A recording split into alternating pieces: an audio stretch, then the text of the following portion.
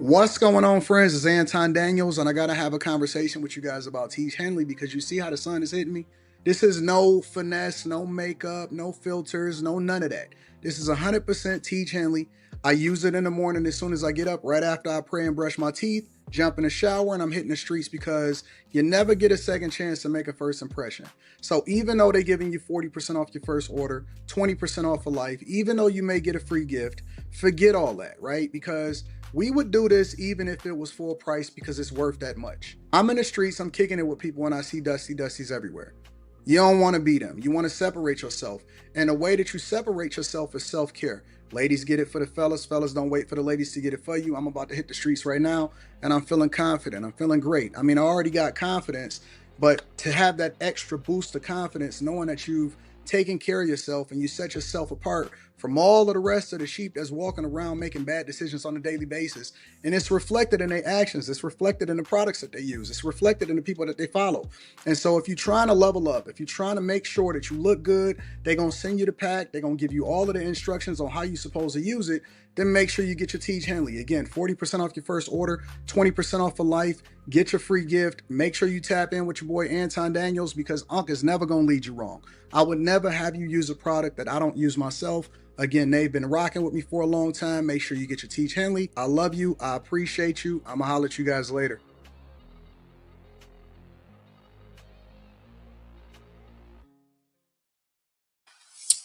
What's going on? Is Anton from AntonDaniels.com. I appreciate you guys for continuing to rock with me. Thank you for tuning in for another edition of the Millionaire Morning Show. I'm your host, Anton Daniels. What up? What up? What up? What up? What up? What's going on to my friends and family in the building? I would have liked to be inside of the studio, but we had some technical difficulties. But we here, new year, new money. Let's get to it. How are we doing today? How are you guys rocking out? Somebody said, how was your morning, big dog? It's been awesome. It's been an awesome morning. It's been an awesome weekend. I have no complaints whatsoever. No complaints whatsoever. So what's going on, friends and family? How are y'all doing today? It is a lot. We got a lot to cover. So we're going to be spending the majority of our time on Venezuela, on Tim Walz. I literally had to switch the whole show up because of what was going on with Tim Walz. So, pivoting. We got to pivot. We got to pivot. We got to pivot. We got to pivot. What's going on with y'all before we get started with the show?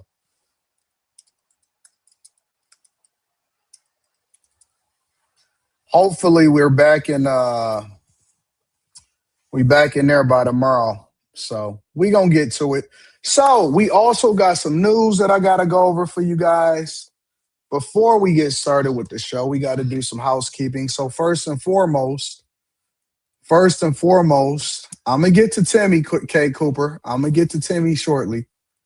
First and foremost, let me say that I appreciate y'all. I love y'all. A simple thank you goes a long way. I'm going to speak on Venezuela. We're going to cover it today. I'm going to cover Bernie Sanders, all of that. A simple thank you goes a long way. So before I get started, I just want to let y'all know that I am appreciative. I thank y'all. I appreciate y'all. Y'all are the greatest audience on earth. Secondly, for my bag chasers and my Patreon members, we got a new drop today. So we got 2 drops this week. All right, we got one this afternoon, a couple of hours after the live stream. So that'll be roughly around 3 or 4 o'clock. I might push it back a little bit just so y'all can watch it when y'all get off of work. But we got a new drop today on the Patreon, so that should be awesome. In addition to that, we have a Patreon live stream this week, so we're going to get to that. I'm also traveling over to Los Angeles because I got to do some, but that's later on this week. I'm traveling to Los Angeles because I got to take care of some business, so that should be good. And I'm wondering if there's anything else that I'm missing. Am I missing anything else? If you're not a part of the Patreon, make sure you tap into the Patreon. Link is in the description as well as pinned to the top of the chat. If you are not a part of the Patreon, make sure you tap into the Patreon. Link is in the description as well as pinned to the top of the chat. All right, we got the Q show tonight. That's going to be awesome. So shout out to that. So make sure y'all tuning into that. And no misses. No misses, not misses like a woman, but no misses like we don't miss a show. You know what I'm saying? Let me acknowledge the cash apps and the super chats, early cash apps and the super chats. We had an awesome show last night on frame fights. Man, that show was good. Really great show on frame fights last night. I see you, Brian, the filmmaker. Let me acknowledge you too. Spencer Campbell. Shout out to my dog, Spencer Campbell. I appreciate you, Spence, for showing love on Cash App. Thank you, my friend. Mike that dude. Mike that dude always checking in. Shout out to Mike that dude. I'm sorry. Shampoo is probably going to be there. Purpose is everything. Shampoo is going to be there. Shampoo is on contract. A lot of people don't know I got people on contract. Chase Barnes says, happy first Monday of the year, AD and the peeps. Shout out to you, Chase Barnes. I appreciate you, Chase. Call me Mr. Bibbs in the building says, good morning to everyone. I'm doing a lot better. Thank you. I like to hear that. Brian, the filmmaker, says, blessed to see another year of life. Here's to 31. Wow, you so young, bro. You're so young. Here's to 31. Your boy going through a quarter life crisis. Bro, you so young. Such a blessing. Such a blessing. Aaron Purdue says Venezuela was a warning shot to Mexico and the states of California, New Mexico, Colorado, Illinois, Michigan, and Minnesota better act right. All right, well, let's get into it. Let's get into it. Since y'all just want to start there. So first of all, we got breaking news. Let me see if I can get this right. Video. What I've done is I've made some adjustments. All right.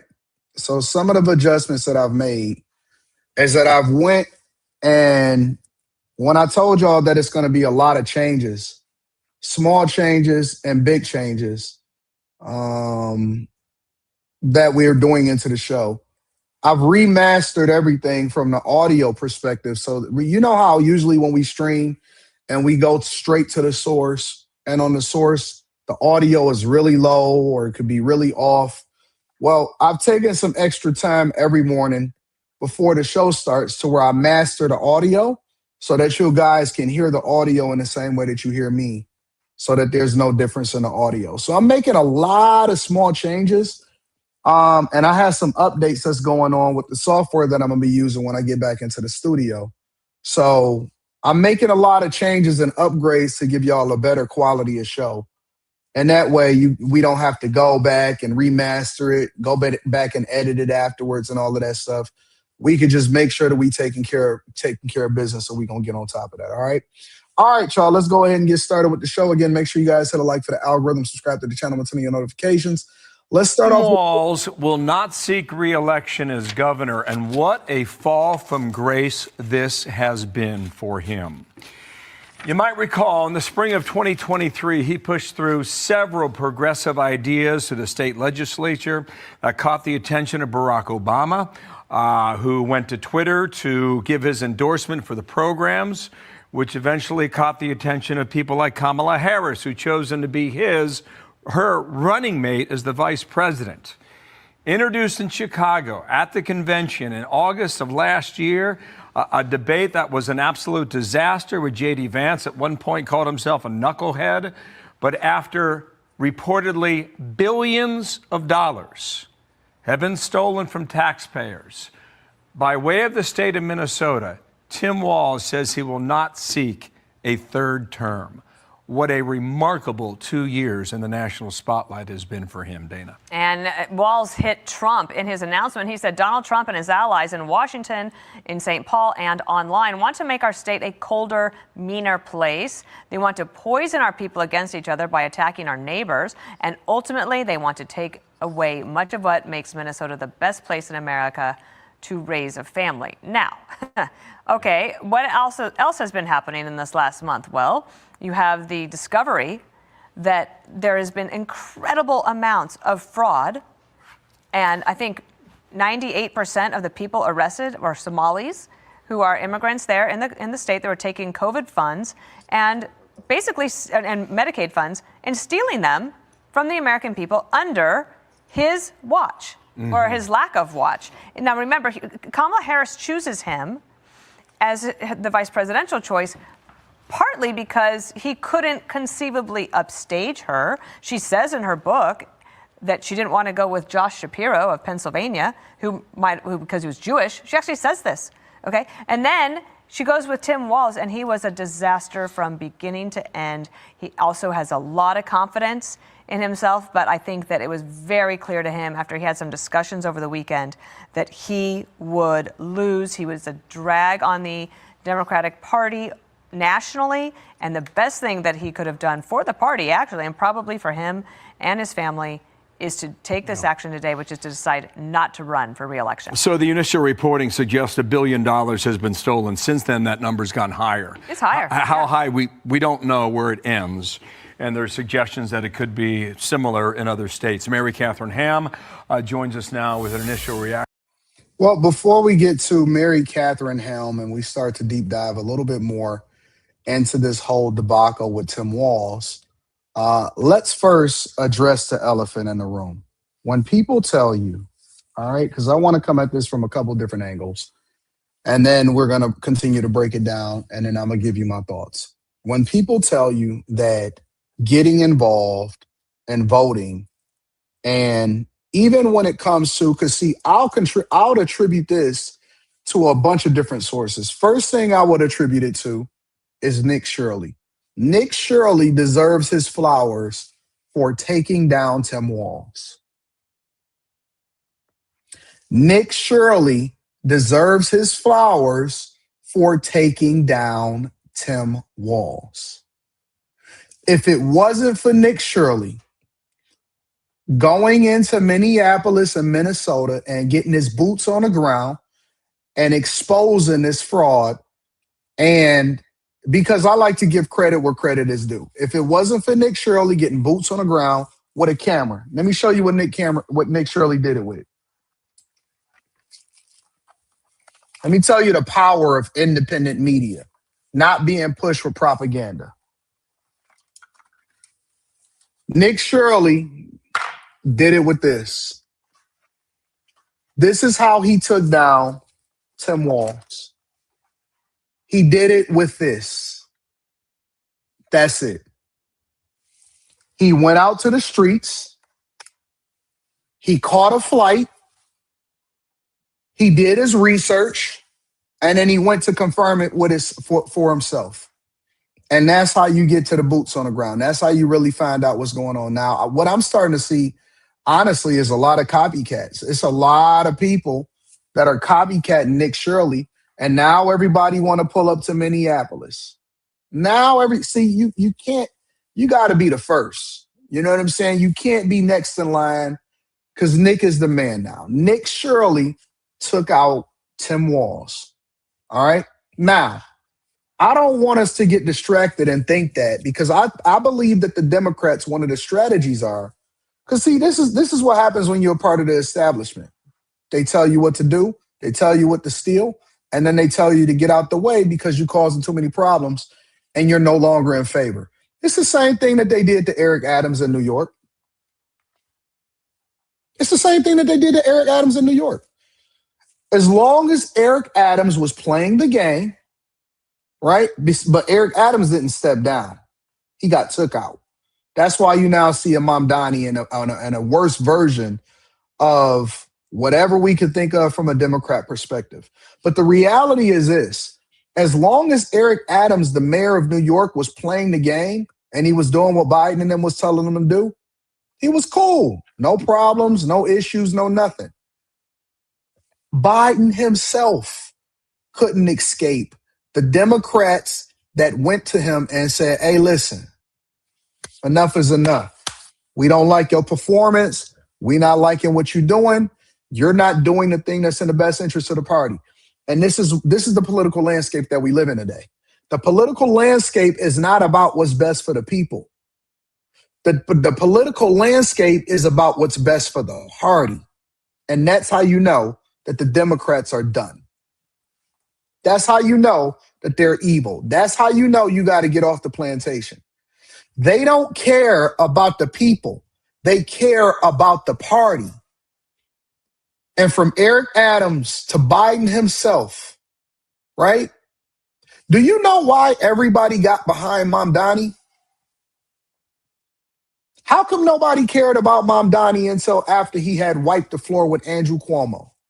Let's remove our bias for a second of whether we're Democrat or Republican, and let's just talk skinny, because I want the Millionaire Morning Show to be more informative, and I want to show you why you need to detach yourself from the matrix so that you can start thinking about yourself differently. No, it's not to go against Trump, K. Cooper. That's not why.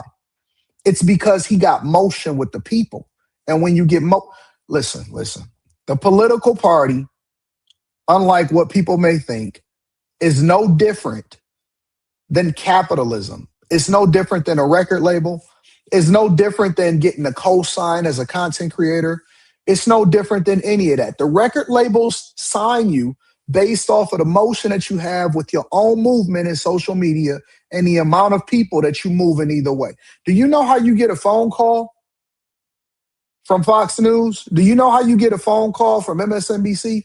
Do you realize that Mamdani started to be on MSNBC and CNN on a regular basis, Face the Nation, Meet the News? It wasn't until he got motion with the people. And I got to give Mamdani credit for this because he was in the streets. He created an organic movement. Then what did you see? You started to see him on MSNBC.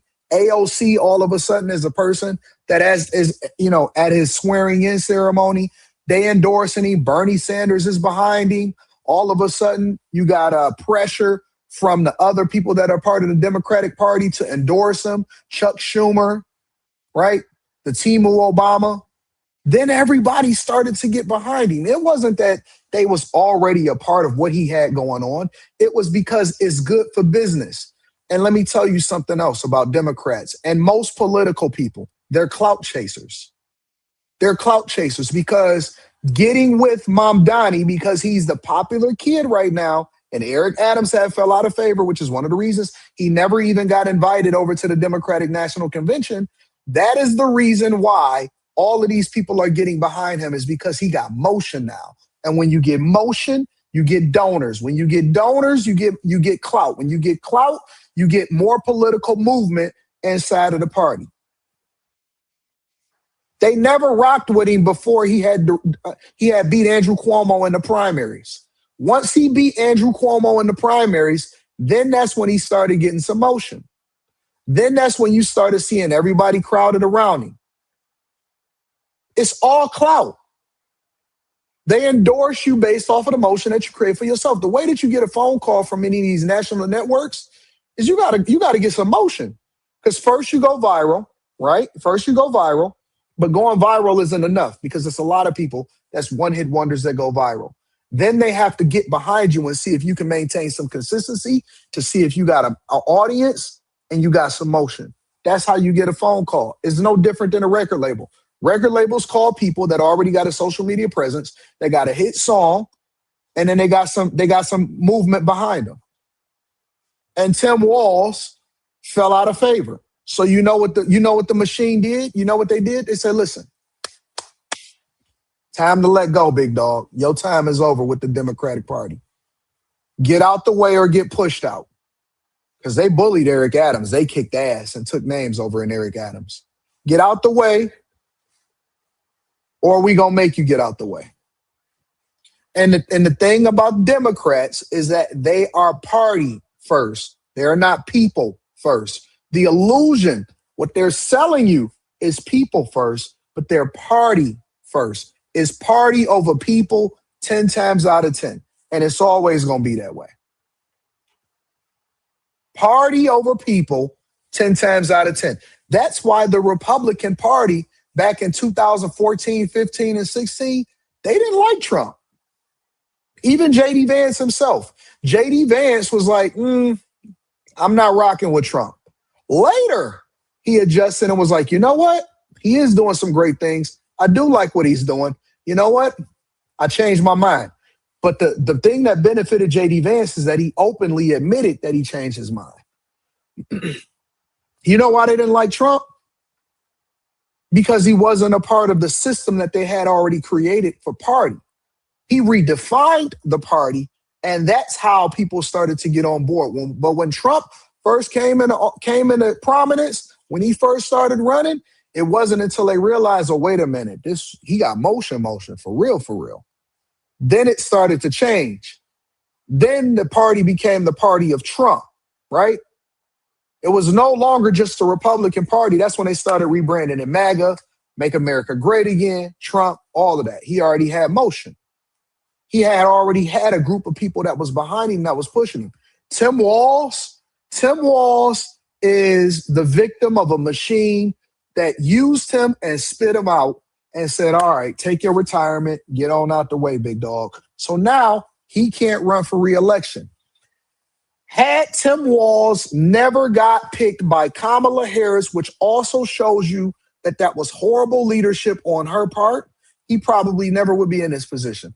All the visibility that start having people peek into what he got going on, and then it took one person to light that fire, and it just so happened to be Nick Shirley, and people start calling for his head.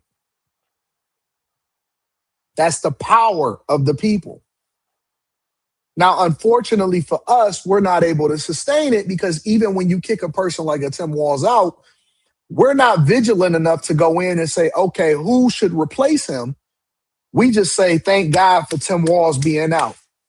Now, you take your hand off the wheel. What happens is what happens over in Chicago. Lori Lightfoot was horrible. People got her out there, but then you replace him with a Brandon Johnson. Gavin Newsom is possibly the worst governor in the United States of America, but the front runner is a super feminist liberal woman with a bad attitude and a fat back. You can't take your foot off the gas. You can't stop being visible. You can't stop being vigilant, because that is when the party starts to really fall, because they'll then replace him with somebody just as bad, if not worse, a.k.a. a Brandon Johnson over in Chicago. But this is a good first step. A good first step. And more importantly, now the Democrats can save face, and they're hoping. Let me tell you what they're really doing. I'm going to tell you what they're doing after we see the rest of this commentary. I'm going to tell you what they're hoping for. MK, good morning to you. What do you think? Tim Walz? Well, I was reliably told that he was a great fraud fighter, and that in fact the fraud was minimal or not happening. So I'm confused about how it suddenly became a fatal blow to his campaign. And I'm actually not confused, because the fact is that the numbers were gigantic. This is perhaps unprecedented amounts of fraud, and he does have to answer for it because he was on watch the entire time. And I think it's unlikely, given the scale, that anyone who had power in the Democratic Party at this time, of which the Somali community that was engaged in this is a core constituency, didn't know about it, or at least turn a very blind eye to it. And man, the fall from VP candidate to this is quite spectacular. You have to wonder what the Minnesota Democrats are thinking, and they might be thinking this. It's reported that he met with Senator Amy Klobuchar over the weekend. And Senator Klobuchar has been trying from Washington. They always have a meeting. Listen. They don't make these decisions on their own. Tim Walz didn't wake up and say, you know what? What's best for the party is for me to sit down and not to continue to run for re-election over in Minneapolis and Minnesota. That's contrary to popular belief. That's not what happens. What happens is the same thing that happened to Biden. You get that phone call. Somebody's on the line for you. Hold on. I'm sorry. Who's calling me? 1 second, Tim. Somebody is on the line for you. You know how this goes.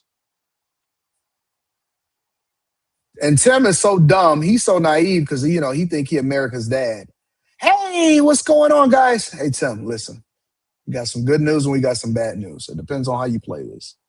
Well, what do you mean? I've been doing everything that you told me to do. And, I'm still America's dad.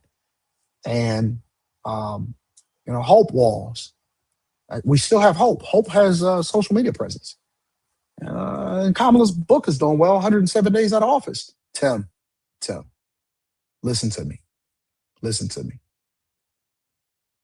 You're not good for the party right now. It's not a good look, okay? So listen, we need you to step down because we have 2026 midterms coming up. And we had some strong victories in New York, but right now Minnesota is not looking good. And so if we continue to let this fester, we finally got an opportunity to take the visibility off of us with this whole Venezuela thing. Okay. So we're going to pivot our strategy and we're going to leverage everything that we can, every single social media platform, every paid plant, everything that we have. We're going to pivot and we're going to go against Trump. And we're going to start with Bernie Sanders and we're going to say, hey, Trump, you're a dictator and you should have never invaded Venezuela. We'll figure out a way to spin it. But the way that we're not going to do is we don't want more visibility. We finally got this thing off of you. We don't want more visibility into Minneapolis, Minnesota. We're hoping to let this thing die off, but you're the first domino to fall. So I need you to step down. We're going to make it worth your while. We're going to make sure that you're good going forward. You also got your retirement package, and we're going to go ahead and go in a different direction. Thank you for your service. Thank you for your service. That's the phone call. That is the phone. Tim, thank you for your service. We're going in a different direction. We finally got the visibility off of us. We're going in a different direction, buddy. Listen, they always start to cry. But I thought I did everything. Tim, take a day, talk to your wife, and we'll come back with a exit strategy and a transition. Because we need you to do some things in order to make sure that this thing goes smooth. Honey. Oh, what are we to do? I thought I was America's dad. What does my life look like after this?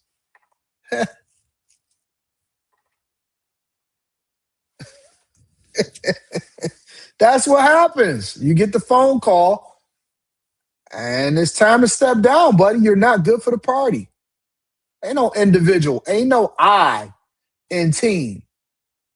Now, with the Democrats, you can forget it. Saying back home, you've got to get a handle on all of this. She is considering a run for governor. Perhaps they met and she let him know that he would lose in a primary to her.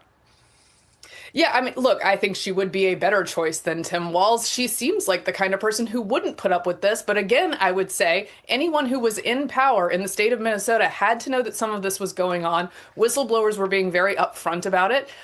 Folks, as you see from New York Times reporting and elsewhere, said basically the 2020 mind virus kept us from pointing out that this was happening because we were afraid because it was happening in marginalized communities, we couldn't stop them without being called racist. That is a total abdication of duty. And she's a senator from that state. So she had duties as well. So although she strikes me as a tough lady who can talk tough about this, there was stuff going on while she was on the watch as well. Mary Catherine, there's reports that Somali Americans number about 100,000 in Minnesota.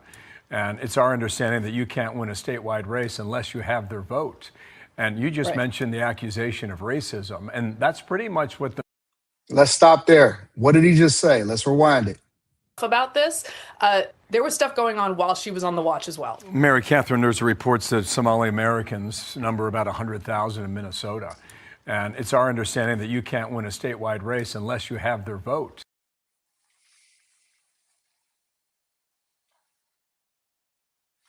Let me tell you, Somali percentage of the population in Minnesota. Somalis are under 2% of the state's total population in Minneapolis, Minnesota. How many people are in Minnesota? Minnesota's population is 5.84 million people. 5.84 million people, according to the State Demographic Center. Minneapolis and Minnesota Somalians number roughly, that they can count, around 100,000 people. A small percentage of the population. The mayor, the governor, and everybody else in that state cater to them. You know why? Because they engaged. Because they put pressure. You know why they get everything that they want over in Minneapolis? Because they actually are engaged.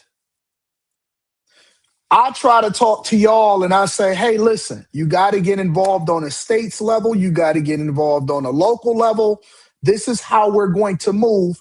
And it's the most painful thing in the world to try to convince a black person that they need to engage in the political process, because what they will tell you is that, hey, my vote don't matter. I'm not going to do anything. It don't really matter anyway. Now the New Jordans come out, we out in the streets. We out there. We making videos, we doing content. Let Drake drop a track, let Kendrick go back and forth. We doing 1,000 reaction videos. If I introduce a certain topic on a Monday night panel, everybody is going to be confused. I was thinking to myself, honestly, as I go through and I produce every show, I'm very engaged in everything that happens on every platform. And as I go through and I try to introduce subjects, I was thinking to myself, should I introduce a conversation around this whole Venezuela situation tonight? And I might, or I might not. But then I was thinking to myself, are people even engaged enough or understand it to be able to speak to it so that I can actually introduce it as a topic? They are catering to 2% of the population in Minneapolis and saying that, hey, we can't win an election without these people. And usually what happens is you got to give them something. You got to give them a lot of what they want. Democrats don't care about Black Americans because Black Americans are already going to vote Democrat regardless of who runs, and it doesn't even matter. And the only thing that they got to continue to market to you is, hey, you just don't like Trump. You don't like Trump, right? Hey, y'all don't like Trump? Vote Democrat. They ain't got to give you nothing. They ain't got to help you with nothing. They ain't got to engage you. They don't have to ask you what you want. They don't have to know nothing. 2%. 2% of the population. Their narrative is that we cannot win the election unless we engage these 2% of the population. People act like Minneapolis, Minnesotan Somalis are the only people over in Minnesota.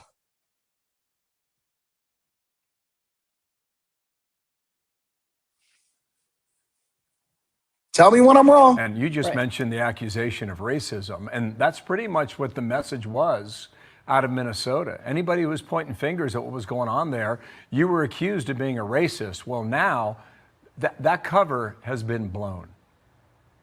Right, and some, in fact, who were accused of things either threatened to sue or sued, saying, hey, we're being discriminated against because you're noticing the fraud. But the numbers don't lie, and the numbers aren't racist, and the stats matter, and every single dollar that is not stewarded by those who are in charge of these programs is stolen from another Minnesota or federal taxpayer who could have used that dollar for honest means and for something productive instead of fraud. So it's really a catastrophe to have that taken from people who are already struggling, maybe to, I don't know, pay for childcare, and it's going to non-existent childcare. Also, I mean, it is difficult for any politician. Look, there's a reason I don't run. I don't have the stomach for it.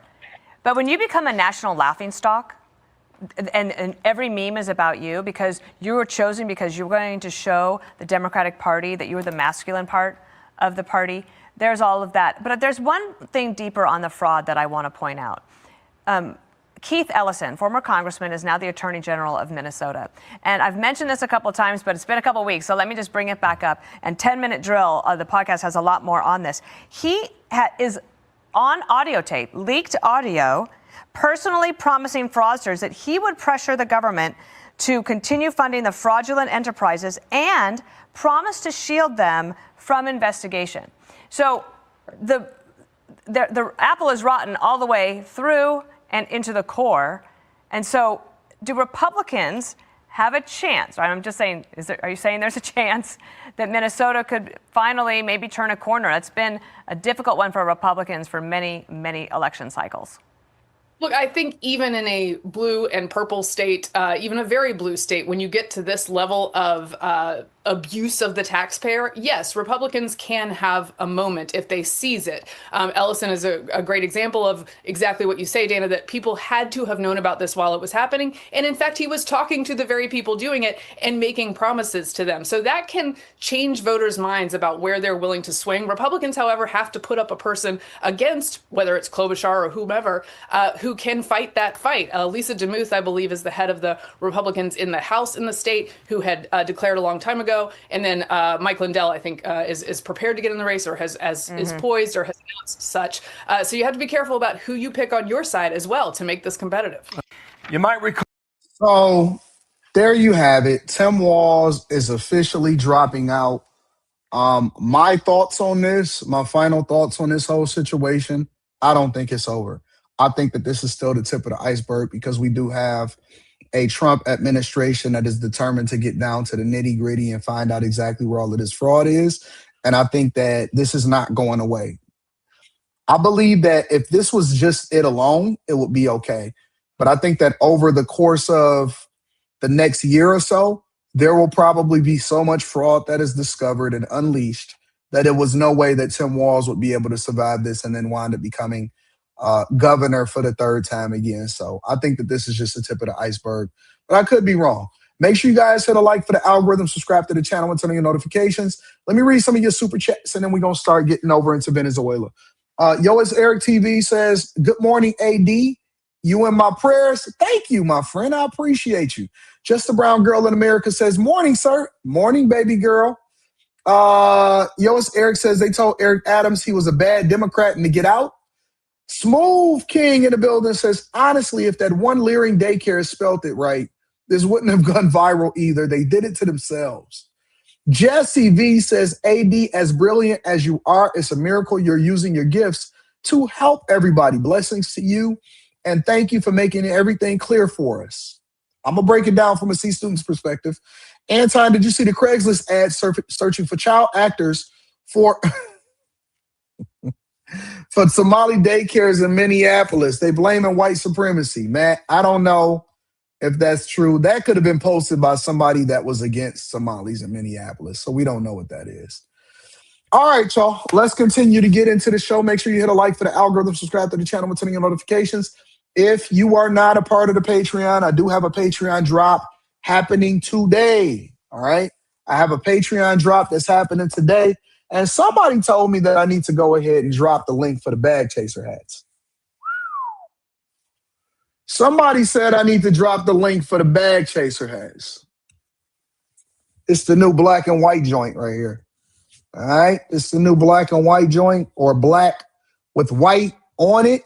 It's sick. I think I'm going to drop that for y'all this weekend. What y'all think? Slimmy said I need to drop that. I got so many sick colors, man. It is looking great. Yeah. I wore it last night. Some people noticed it. They said it looked good, Time Dog. I said, I know, don't it? It's sick. It's sick. It is definitely sick. So I might have some information for y'all. When I do release it, it's going to go to the Patreon first before it gets released over to the general public, because I want to make sure that before I ever even think about releasing it to the general public, that I release it out to the chasers first. All right?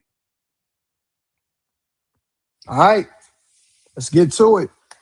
I'm not teasing you. I'm really going to drop it. Seriously, I'm going to drop it in the Patreon.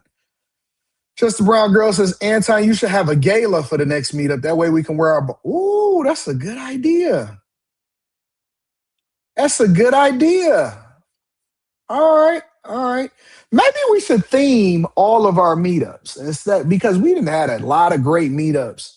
Maybe we should theme it. Sterling is in the building, says, morning, AD. I need that hat. Make sure y'all in the Patreon.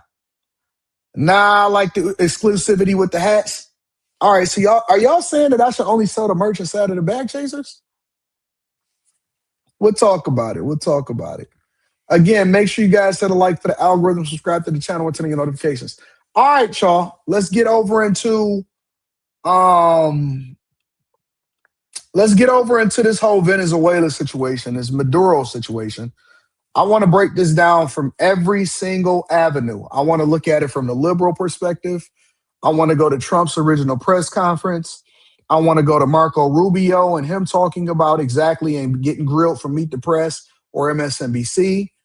I want to talk about Bernie Sanders' reaction. I want to get the people in the streets' reaction to what is going on and everything. And we're going to talk about Colombia and Cuba. Colombia and Cuba. All right? All right, y'all. Again, make sure you hit a like for the algorithm, subscribe to the channel, and turn on your notifications. All right, let's get to it. Last night and early today, at my direction, the United States Armed Forces conducted an extraordinary military operation in the capital of Venezuela. Overwhelming American military power, air, land, and sea, was used to launch a spectacular assault. And it was an assault like people have not seen since World War II. It was a force against a heavily fortified military fortress in the heart of Caracas to bring outlaw dictator Nicolas Maduro to justice. This was one of the most stunning, effective, and powerful displays of American military might and competence in American history. And if you think about it, we've done some other good ones, like the attack on Soleimani, the attack on al-Baghdadi, and the obliteration and decimation of the Iran nuclear sites. Do y'all like the audio on this now? Is that better for y'all? I think that the audio is pretty awesome now. And the mastering of it before we want to do a little bit more work before we get into it. But let's get back to Trump. Just recently, in an operation known as Midnight Hammer, all perfectly executed and done. No nation in the world could achieve what America achieved yesterday, or frankly, in just a short period of time. All Venezuelan military. Some people say, yo, he sounds tired. Yeah, he probably was up all night with the time difference and with everything that was going on, because he was probably in the command center ensuring that this whole operation went well as the commander-in-chief. You do realize that we lost no American troops. We left no American equipment. Not one person died from the American side, but a lot of his bodyguards and a lot of people that were protecting Maduro actually died, which is a stark contrast from what we were experiencing during the Biden administration. Biden wasn't even awoke past 8 o'clock. The dude probably been up all night ensuring that this whole mission went right before he took to the podium to give some transparency and some context as to what he was doing. Capacities were rendered powerless as the men and women of our military, working with U.S. law enforcement, successfully captured Maduro in the dead of night. It was dark. The lights of Caracas were largely turned off due to a certain expertise that we have. It was dark and it was deadly. But captured along with his wife,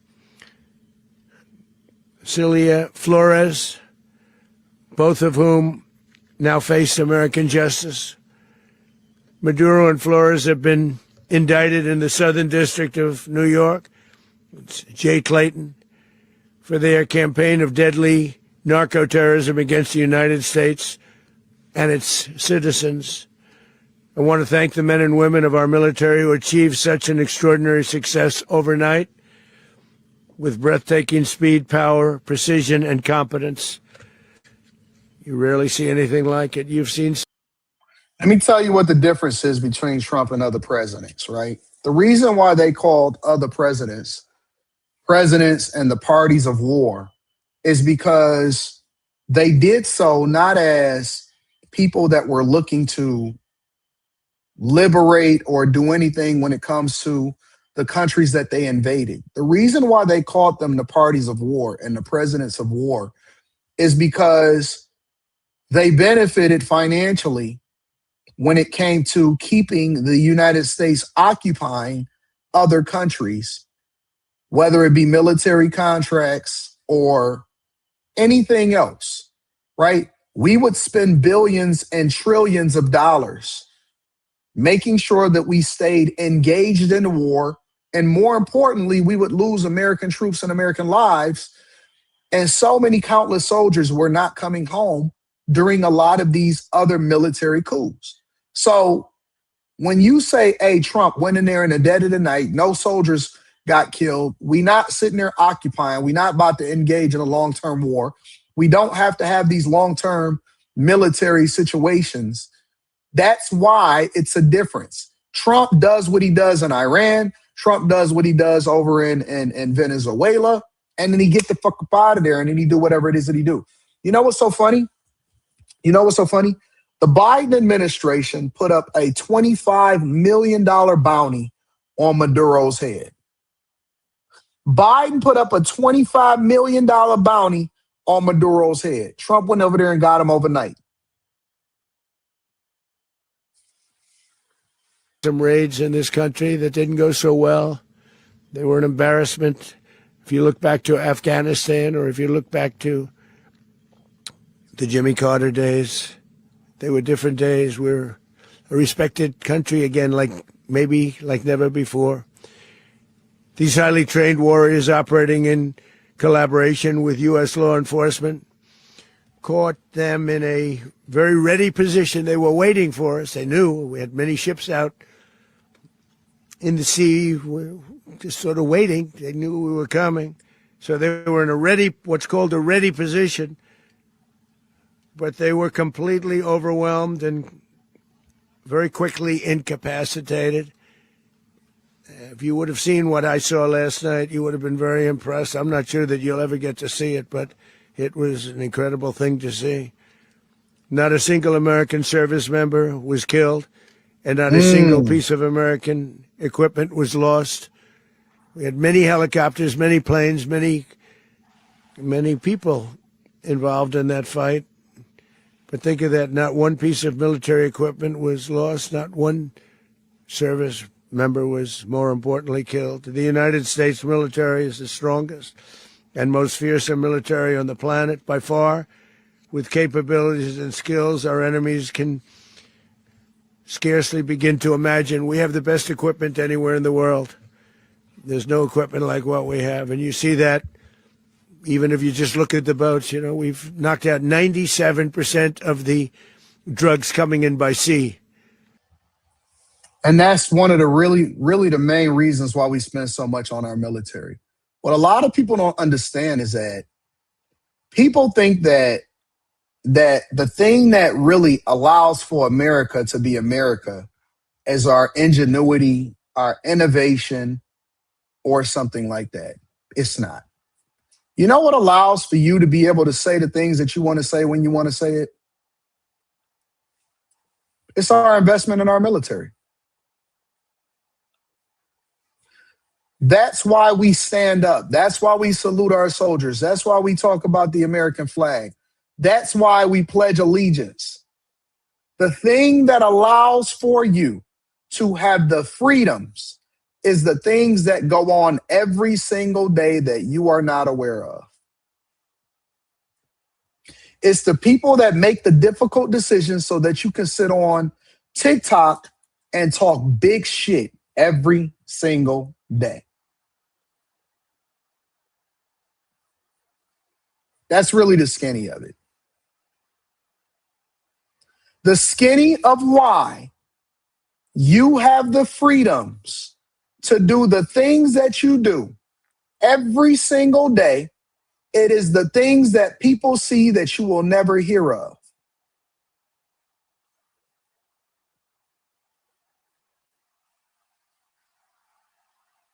The billions and billions and trillions of dollars that we invest into our military is the reason why you can sit there and talk big shit against Trump and anybody else that you want to talk about. Freedom and the civil liberties for all of these liberals to walk around and protest and feel as though they really are, oh, I'm so hurt and everything is wrong in my life. That's a privilege. That's a privilege. That is a privilege that is afforded to you from the sacrifices that our military makes every single day. The reason that we are in the position that we are in is because of our military.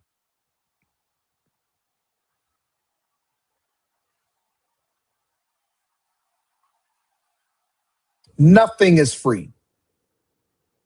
Nothing in this world is free. Not one thing. Somebody is paying the price to allow for you to say the things that you want to say when you want to say it. Now, you may not necessarily appreciate it. You may not necessarily acknowledge it. You may want to take a knee.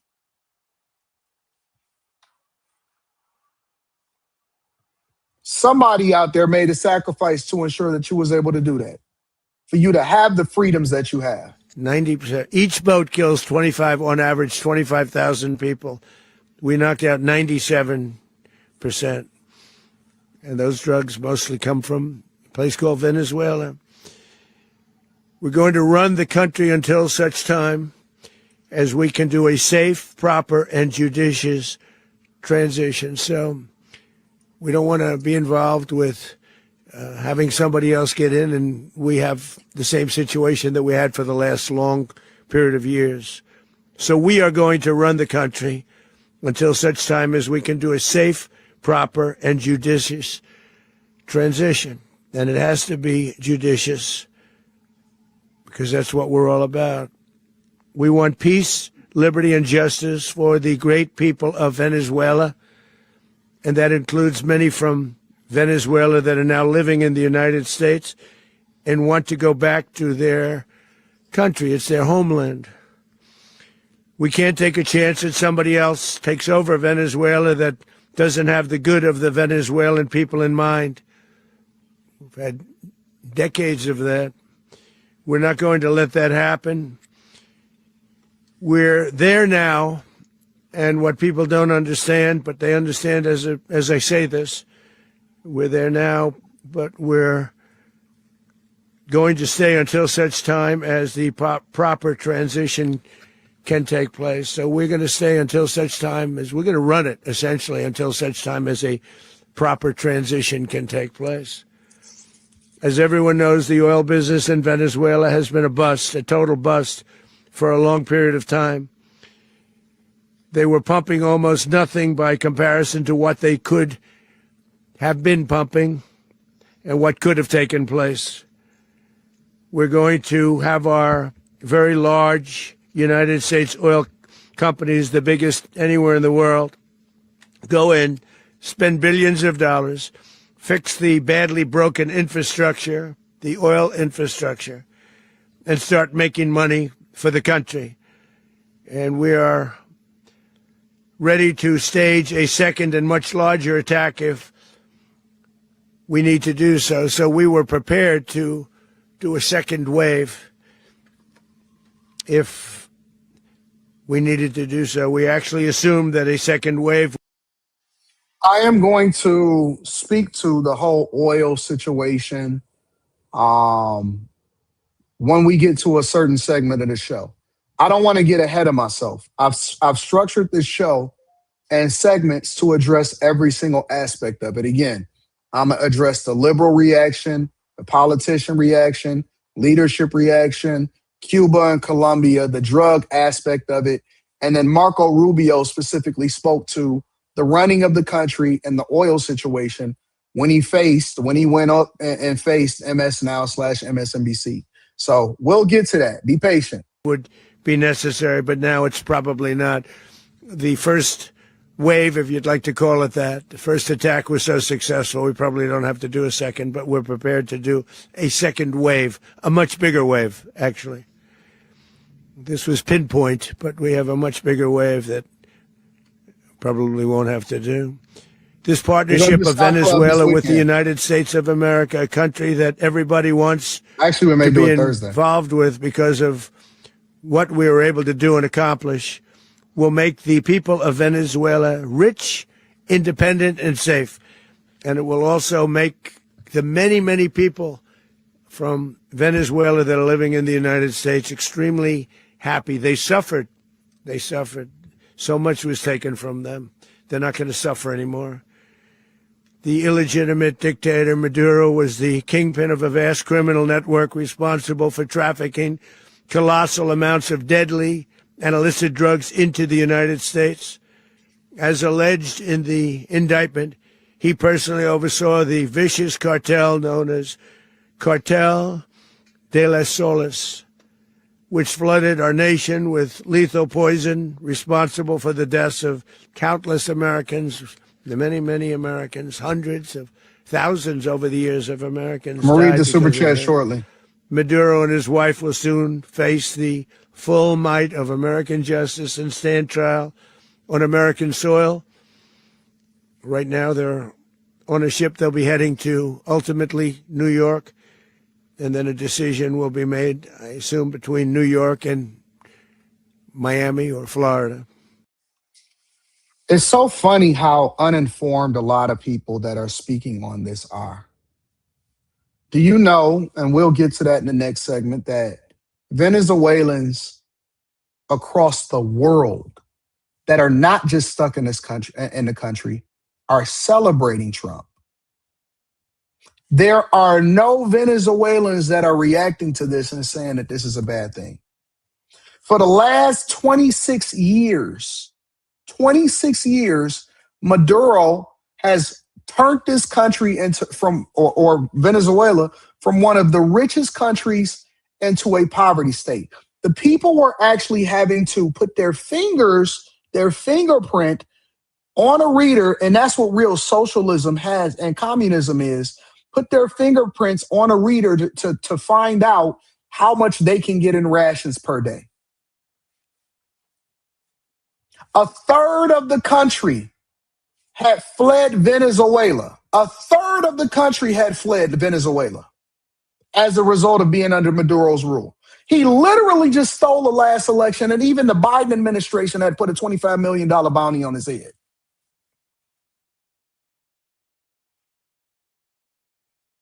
So if you know better than the people that live there, that have family there, that is celebrating all across the world in the streets and is praising Trump as a result of it, they had inflation that was over 1,000,000%. Inflation. Their currency meant nothing. They were selling oil to China.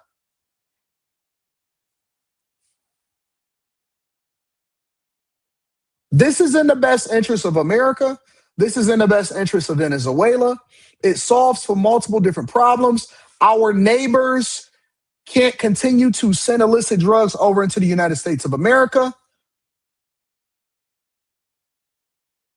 What part don't y'all get that we won on every single front and we didn't have to sacrifice one soldier or one piece of equipment, unlike the Biden administration that left billions of dollars of equipment in other countries? If the people are excited about it and our enemies are upset about it, how can you sit there and say that this is not a great thing? But see, this is the privilege of people that are sitting around, first of all, not even understanding what's going on in their culture. That the people that fled couldn't even go and visit. They couldn't even send money back to their people in Venezuela. They had to send care packages of food. For one of the nations that has one of the largest oil reserves in the world, the people had to send back their people food. They couldn't even send resources back there. But we have people where the overwhelming evidence of their crimes will be presented in a court of law. And I've seen it. I've seen what we have. It's both horrible and breathtaking that something like this could have been allowed to take place. For many years after his term as president of Venezuela expired, Maduro remained in power and waged a ceaseless campaign of violence, terror, and subversion against the United States of America, threatening not only our people, but the stability of the entire region. And you all saw it. In addition to trafficking gigantic amounts of illegal drugs that inflicted untold suffering and human destruction all over the country, all over, in particular, the United States. VM says Anton is talking facts. I'm living in Trinidad and can confirm this. Americans who protest this don't even own a passport. Talk to him, VM. Maduro sent savage and murderous gangs, including the bloodthirsty prison gang, Tren de Aragua, to terrorize American communities nationwide. And he did indeed. They were in Colorado. They took over apartment complexes. They cut the fingers off people if they called police. They were brutal, but they're not so brutal now. And I just have to congratulate our military, Pete and everybody, and our National Guard, because the job that they've done, whether it's in Washington, D.C., where we have a totally safe city, where it was one of the most unsafe cities anywhere in the world, frankly, and now. Michelle says, I had no idea any of this was an issue until I watched the Nobel Peace acceptance speech late last year. Let me tell you how smart the woman is that got the Nobel Peace. She dedicated it to Trump. You know why? Do you know why the woman that won the Nobel Peace Prize dedicated her Nobel Peace Prize? She was a Venezuelan. She's one of the biggest advocates against what Maduro was doing prior to Trump invading and then capturing Maduro. Do you know why she dedicated her Nobel Peace Prize to Trump? She was doing it to get his attention because she actually wanted the Americans to come and save them from the regime that had terrorized them over the last 26 years.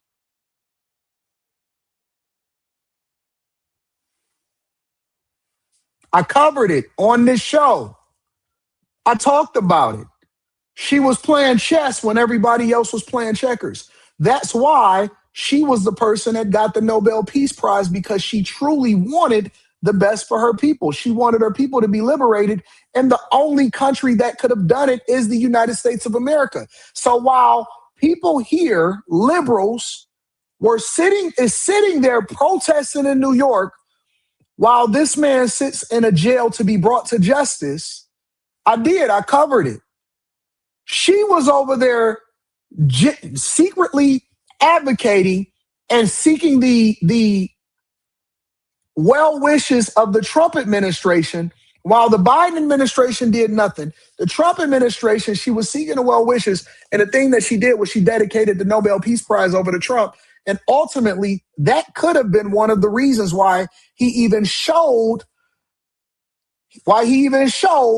grace to the people in Venezuela and then freed them from the oppressor that they have right now.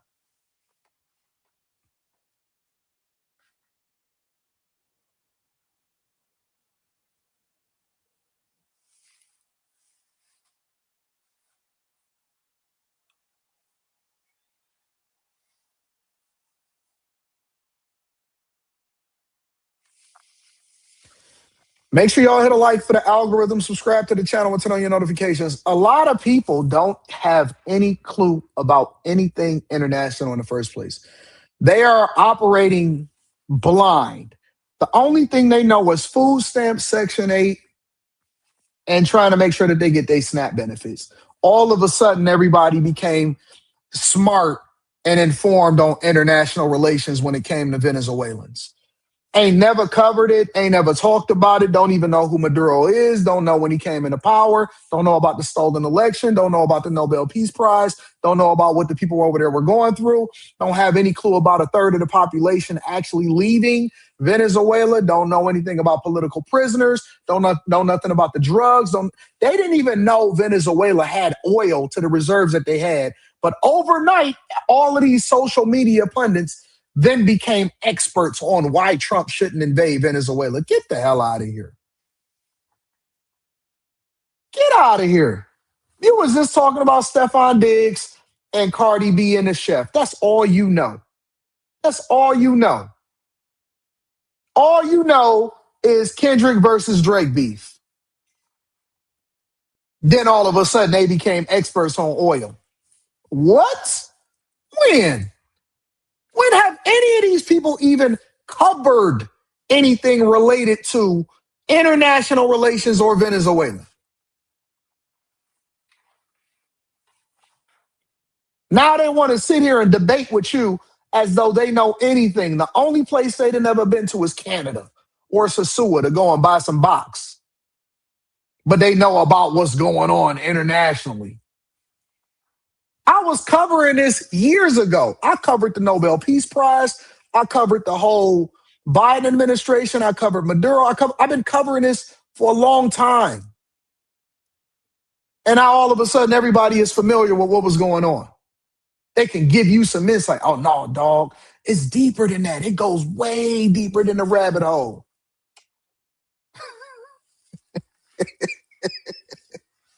Boy, this is the only place you can come to get the real news. We hear what they report on the international news, but we're going to break it down from a C-student's perspective so that you can better understand exactly what you're talking about. So that when you go to your friends, right, you watch the Millionaire Morning Show so that you can go to your friends and say, hey, man, listen, what you talking about, bro? You're going to be in the barbershop saying point for point, word for word, everything that I told you. No, man, you don't know nothing about Trump. Do you know what's happening over in Venezuela? Man, we freed them, bro. Don't you know that it's a third of the population that actually left? Man, inflation was crazy. That's true socialism. This is why we don't want Mob Donnie over in New York, because that's privileged socialism. That's just the play. That's what you're going to be telling the people in the barbershop like it's your thoughts. Like you just really just minded out yourself and you did your own research. You did this morning. They're going to be talking like they know what they're talking about. Hey, man, listen, man. This is why we don't want to pay attention to this liberal mindset, man. Because Maduro, we went over there and we got Maduro, bro. We did it overnight. We stopped the drug trafficking, but then they got a lot of oil reserves. And so we basically cutting off China because Russia, China, and everybody that was along and aside with BRICS, they was focusing on it. I'm giving you the cliff notes. I'm giving you the cliff notes so that you'll be able to effectively communicate. That's why I break it down from a C-student's perspective, so that you can speak to it intelligently and you won't be left out in the dark. So shut up. Shut up. Just shut up for 5 seconds so that I can game you up a little bit, and then you can take some of the cliff notes and the talking points, and then you can use it and translate it into your own words and make it seem like you know what you're talking about. All right? All right, Pumpkin. Let me read some of these super chats and we're going to get over to the next part of the show. Aiden called the cops on Joe and Glasses Malone, says TS Car Wash and Detail Service. They just distract us, bro. Mindset over matters. Over matters says, thank you for everything, Unc. New bag chaser here now. If y'all not a part of the Patreon, link is in the description. I got a drop happening today. I'm dropping a video on the Patreon today. All right. TS Car Wash and Detail Services. Miles got the NFL record. That dope Mo sacks. Knox Economics says, yeah, can't wait for that hat. I got you. Looks like Biden. Old Trump 25 M's. That's a fact. Low Black Duck 2001 New York Times reporter Tyler Pager called Trump at 4:30 a.m. the morning of the operation, and Trump picked up, then spent 45 minutes answering questions. JJM director says U.S. investment in their oil infrastructure and over $100 billion. Some commie comes along and seizes it and proceeds to ruin it, run it into the ground. That oil is just as much ours as it is theirs, and I'm tired of no one acknowledging it. Eddie Moda 95 says, I just read Trump has been shot at, has felonies, 3 baby mamas, and will come for your president dictator in the middle of the night. He's the hood Batman. Wesley Turner says folks didn't read the Monroe Doctrine for protecting the entire Western Hemisphere from foreign influences, i.e. Russia, China, and Iran. T.S. Car Wash and Detail Service says, you saw the NY, you talking about Tracks NYC? Yeah, I know about Tracks. Abe the Hunter says the reason why they had inflation was because the U.S. had a hold on them making money. So, of course, they're in bad shape. This is no different than Haiti. Liberation these days mean colonization. Okay, Abe, I got you, baby boy. Plain Truth says Trump's greatest achievement, control of Venezuela with no war, is truly greatness. Venezuela is so rich in resources. People don't really understand this will make the U.S. thrive for decades to come. The King James Version says people who disagree with this just hate America and want to see it fall. T.S. Car Wash and Detail Service says AD is cooking. Abe the Hunter says, before you come at me, I worked at the Department of Defense dealing in oil contracts, so do not tell me about oil. Oh, so he prefaced it. I didn't even say nothing yet, but he prefaced it by saying that he worked at the Department of Defense. Do not tell me about oil. I know everything because I did the accounting. So you was the only accountant. I got you, big boy. Jeff says, AD, do you remember when the women were selling their hair, going to Colombia to eat and throwing away the money because it was useless? Q Executive Suite Emily says, you have ninjas out here saying stuff like, if they can go get Maduro, they can come get us next. The show is so necessary. Thank you, my brother. Shout out to my dog, Cutie Executive.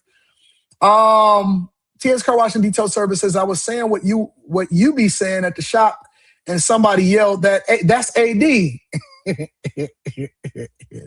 Wesley Turner says that's why reading Diplomacy is good. It teaches you, talking about Henry Kissinger's Diplomacy, it teaches you how America handles foreign affairs and conflict. Make sure you guys hit a like for the algorithm, subscribe to the channel, and turn on your notifications. Let's continue on with the show. So the thing that I want to go into now, before I go into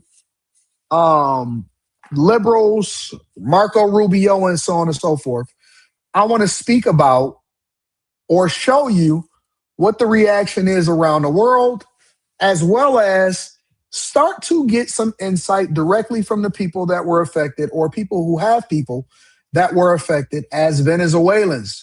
Again, make sure you guys hit a like for the algorithm, subscribe to the channel, and turn on your notifications. If you have not joined the Patreon, the link is in the description as well as pinned to the top of the chat. I love you. I appreciate you. Let's get to it.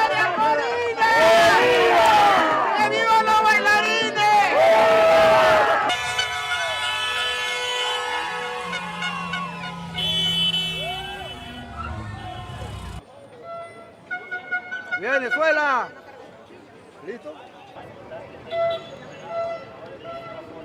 Venezuela. Al fin, señor, gracias. Gracias, mi Dios.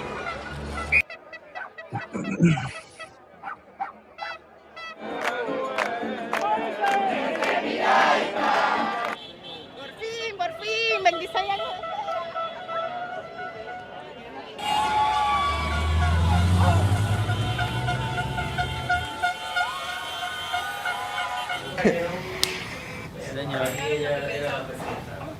Adicioname eso, más.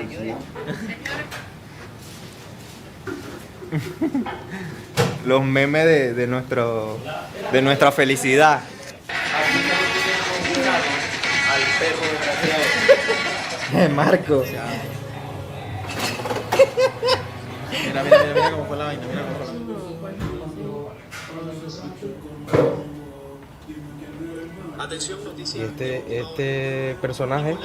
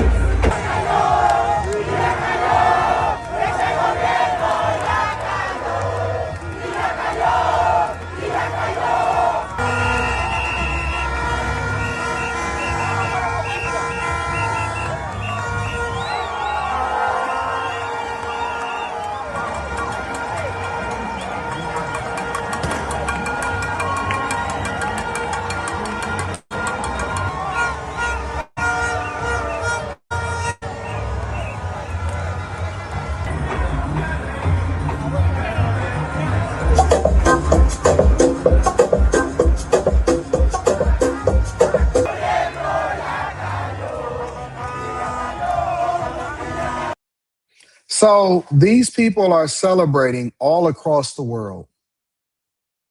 All across the world, these people are celebrating. They are excited. It is people all across social media, as far as like Venezuelans and people that have. I've seen videos from people that don't even like Trump speak about how they are so grateful that this is one of the transformational times in their life, and that they never ever thought that they would see this day.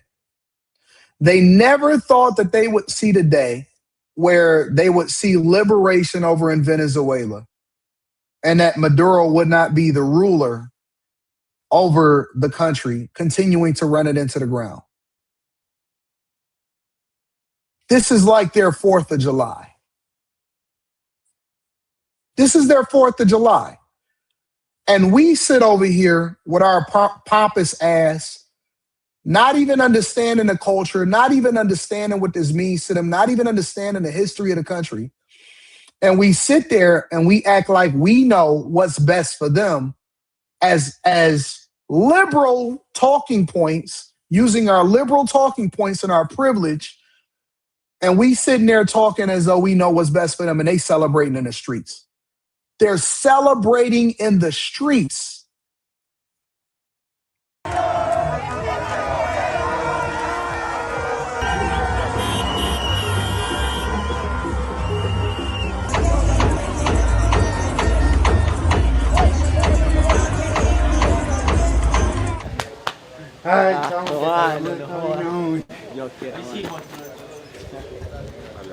Vamos, vamos. ¿Dónde nos vamos a reunir hoy? Para cumplir, la gente ya está intervenezolano, reuniéndonos a unos venezolanos que por su cuenta quisieron venir y otros que ya estamos. ¿Me escuchás? Informando, luego de agosto de 2000.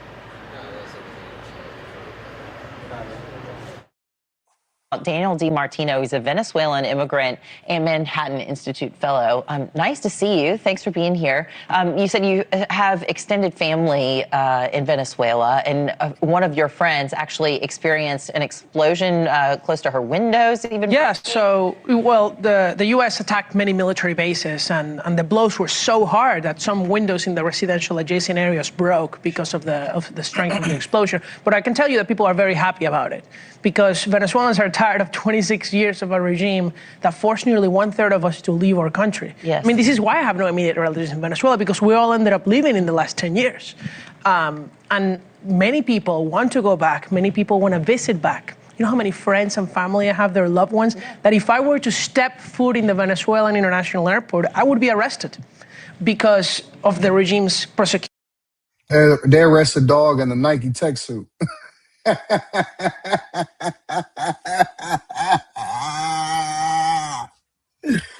Hey, he had all of them soldiers, all of them farmers, all of them people that didn't have no morale, no training. They put out propaganda videos. Went in there in 56 minutes and had everybody tied up. Hey, man, you and your wife, both of y'all coming with me. Both of y'all coming with me. Went in there, they had a fortified fortress. Everything was shut down. Went in there and 60 minutes, less than 60 minutes, had everybody on the ground. Everybody was on the ground. All of that tough talk, don't nobody care nothing about that, bro. And we want our country back, and so we're very happy about what President Trump did. Yeah, and look, if you go back to your neighborhood, you're not going to recognize it, are you? Explain what this would feel like for an American who, you know, we've never had to deal with anything like that. We're counting our blessings that we're born in the zip codes that we have been. What's this all been like for you? Well, imagine that you have the life that you currently have. Imagine that you have a car. Imagine that you go to a regular school. Imagine that you shop at your Walmart, and then suddenly there's something that disappears from the grocery store, then you have to line up for essential items, then inflation rises to not 10% a year, but 10% a day, and then 1,000,000% a year. That means that your money is worthless. Your money is worthless.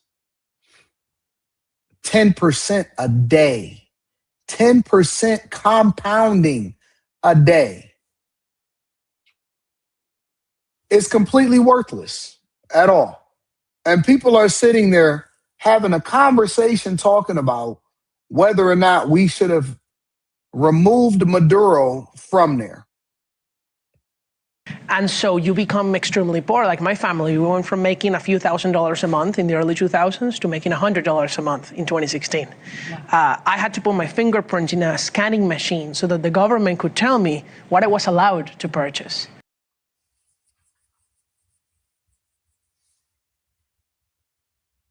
That is what socialism is in Venezuela. And so, of course, the Venezuelan people oppose Maduro. And of course, we're very happy about his overthrow. Mm-hmm. And what do you think about the democratic socialists in this country that are picking up steam? Well, I unfortunately read earlier before this segment the statement of Mayor Zoran Mamdani saying that he actually condemns the attack and that he's thinking of all the Venezuelan New Yorkers. Well, as a Venezuelan who lives in the New York City area, I can tell you we do not stand with Mayor Mamdani. We stand with what President Trump did against the Maduro regime. And I think it's shameful for New York City's mayor to stand with a dictator, right? This is the mayor who says he wants to arrest Bibi Netanyahu. But then when we actually arrest an indicted criminal, which is Maduro, and he's going to be tried here, he condemns it? Well, seems like a double standard there. I can tell you have a bit of a visceral reaction about Maduro as well. If we can put up that picture of him that Trump has posted on True Social and his matching sweatsuit there, what are your thoughts when you see this image? It makes me so happy. It's one of the happiest days of my life. You know, he was challenging Trump a month ago saying, you know, you're a coward, come and take me.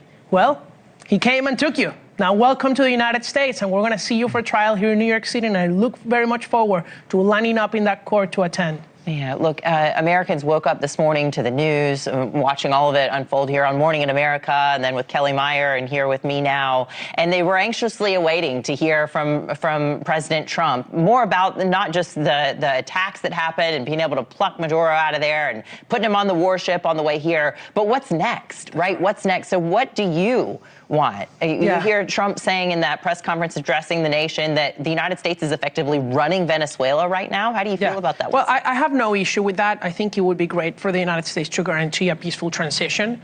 My understanding, though, and my goal, really, of what needs to happen is we want Venezuela to be a democratic country again, to be a free country. We already have an elected president, which is Edmundo Gonzalez, who won the election last year. He's the one who should be in charge eventually. And then Maria Corina Machado, she's the opposition leader. She's the most popular person. I know her. I think she's a great leader. She is somebody who is committed ideologically to freedom of enterprise, to privatizing the oil industry, to, you know, taking care of America's interest. Yeah. And so that's what I hope for Venezuela's future. Daniel, we're out of time, but where would you be without the United States today? You know, I would probably be much thinner living in Venezuela if I hadn't been able to come to the United States. So I'm very, very grateful for this country, and I'm very, very grateful for President Trump, Secretary Rubio, and Hexa for what they did today. Well, we hope that your loved ones that are still there, the few that are still there. So he's thankful. He's appreciative. He's saying great things about him. He's highlighting the plight of the people, of what they've suffered through over the last 30 years. And he's thanking the Trump administration for ultimately freeing them and then possibly setting them on the pathway to greatness and recognizing a rightful leader through their elections of what you really seen was a dictatorship. See, what we think that we have the privilege, a lot of people say that they're a socialist. Bernie Sanders says he's a socialist. Mamdani says he's a socialist. They not real socialists. They don't really know what that really means. They don't really know what that really means. You're a proposed socialist under a capitalistic system that allows for you to be subsidized by the federal government so that you can pretend and play in people's faces. That's really what it is. Y'all say y'all want government-ran grocery stores. You say you want to continue to pay more taxes so that the government can continue to control what goes on and then filter it over into their cronies. But you don't really want that. You don't really want that. You don't really want to know what it looks like to be in a socialist environment with a real dictator. You don't really want to go through a situation where a person is dictating the real cost of living and running it into the ground while at the same time not really even understanding how money works. You don't really want that. You don't want that, bro. We pretend like we do. We sit there and you put on your pink hair and you get your bullnose rings and you sit there and pretend like you really know what this really means and what people are going through. And most of the countries that you stand with are completely against the ways in which you even live your life. Some of these countries won't even allow for you to be gay. If they find out that you're gay, they're going to castrate you and stone you. And because you have Trump derangement syndrome, and it is really a thing, because a lot of these people have Trump derangement syndrome, they can't even separate what's best for them and the privilege that they have to even be born inside of the United States of America.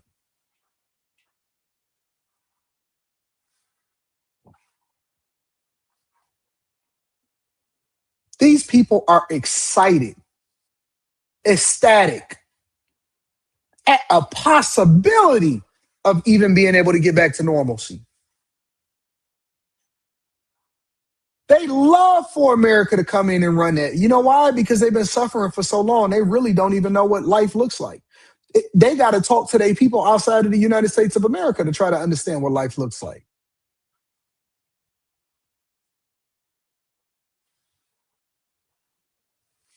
Make sure you hit a like for the algorithm, subscribe to the channel, and turn on your notifications. Let me read some of these super chats, and then we're going to continue on with the show. It's been a great show, very informative. They turnt, says TS Car Wash. Mr. Lot says, this is how your girl reacts when she called you in the next room to kill a spider. Yardley says, Tim is a coward. Salute, big dog. Get them lights up. Shout out to you. My girl Mika says, my Cuban family is elated. Cuba is next. No money without Venezuela's oil. White libs are stupid. The people, Cubans and Venezuelans, are Trump supporters. They don't know no better. And so that's what they're protesting over in New York. Eric TV says, have you heard of the Craig Walker Cardi B allegations? He says she robbed him. He demanded $20 million. Now, I don't know nothing about that. I sent you a video this morning. It's straight from Venezuela. Play that point of view. You will not, because it doesn't fit the narrative. What? Okay, Abe. TS Car Wash and Detail Service says, isn't that the worst thing someone can do is spit on a person? Nah. It's some other stuff. You could do some way worse things to people than spit on them. You could do some way worse things. Make sure y'all hit a like for the algorithm, subscribe to the channel, and turn on your notifications. Let's go over to the people. I want you to hear it straight from the people's mouths, all right? It's easy for me to sit here and say, well, this is what they were going through, and then show you them celebrating and all of that. But let's give it some insight from the people's mouth so that they can better explain to you exactly what's going on, all right? All right, friends, as you guys know, I think most of you guys know, I don't really do videos like this ever. I literally just landed from Bogota, Colombia. Haven't even changed. I just walked into my office at home and decided to make a quick video regarding what happened today in Venezuela. And first of all, as a person born in Venezuela, this is one of the best days of my life. I look tired. I've been crying out of joy the entire day because this is very difficult for people from us in Venezuela. I was born in Caracas, Venezuela, February 4th, 1983. Let's stop there for a second and let's really take that in. I don't want people to skip over that. I don't want this to just be a thing. I want you to truly understand what he just said. He said, listen, I was born in Venezuela, and this is one of the greatest days of my life. Not his birthday, not his mama's birthday, not his son's birthday, not making a bunch of money, not getting a new job, not getting a new car, not getting married, not none of that stuff. Trump removing Maduro is one of the greatest days of his life. One of the greatest days of his life.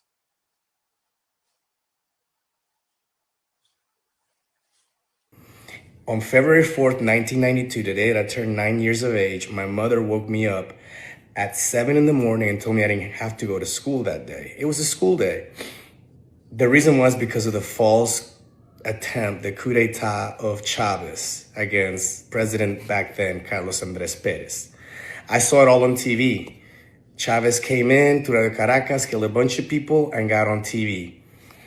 Thankfully, that year, we were able to move to the United States when our green card was approved. On December 13th, 1992, I came to the United States.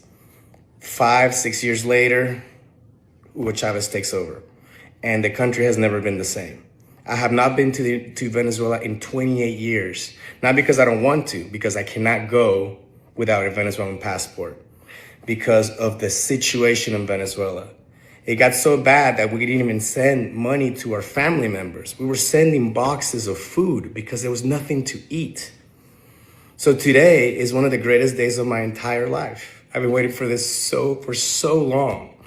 And a lot of you guys don't understand that because you're not Venezuelan. A lot of you guys are pundits that just sit behind social media and just blast anything anybody does that doesn't agree with your political views. Let me tell you something. February 4th, 1992 became the day what the Chavistas call National Dignity Day. The day that Chavez killed people and tried to overtake the government. That is what my birthday is. And so I want to take this time to really tell you that day should be today. January 3rd, 2026 should be National Dignity Day for all Venezuelans. This is a huge triumph for everyone that is Venezuelan and has suffered through this. So for all of you guys out there that just want to sit back there and complain and talk about oil, why don't we do something different? Go hug your closest Venezuelan friend. You don't have to make it into a political thing. Just be thankful and happy for the people that have suffered all these years because of these disgusting criminals that have been in power. Now, you know that these people don't have no Venezuelan friends. They ain't even been out of their hood. Why would they have any Venezuelan friends? These people don't have no friends that are of different cultures. What makes you think that these people could ever in any way, shape, or form relate to you? They don't even like their baby mamas. They don't even like their baby daddies.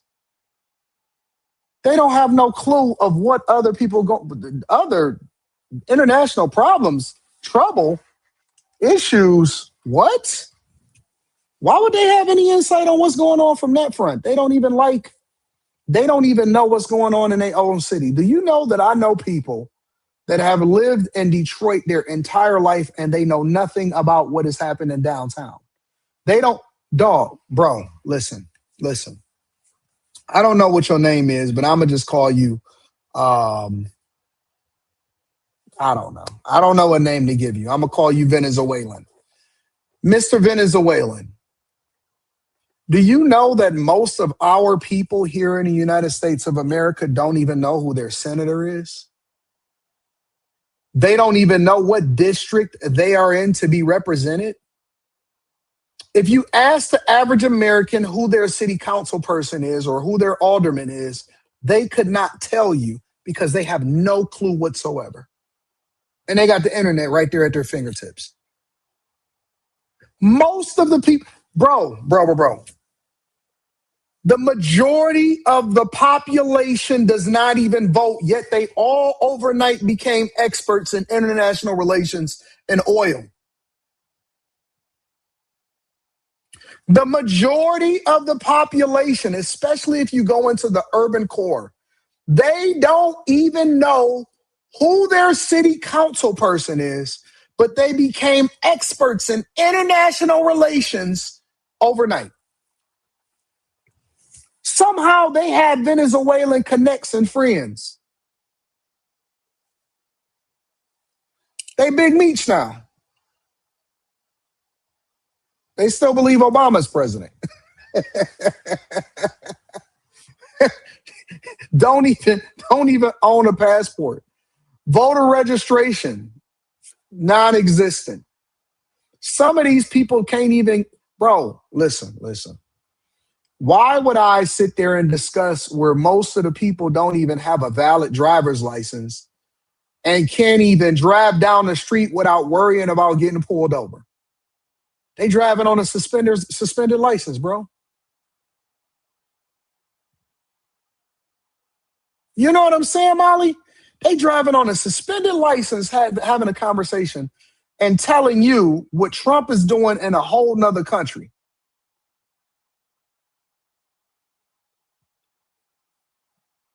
Now, Venezuela is not free yet, but I am in faith and I have the faith in God that this entire regime is going down.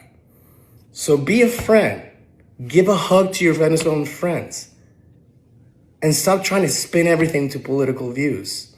This is a beautiful day for anybody that has gone through the things that my country, all 30 million people have gone through. That's all I had to say. This is why I try to stay off of social media a little bit when it comes to political talks and things of that sort, because sometimes social media can be so negative.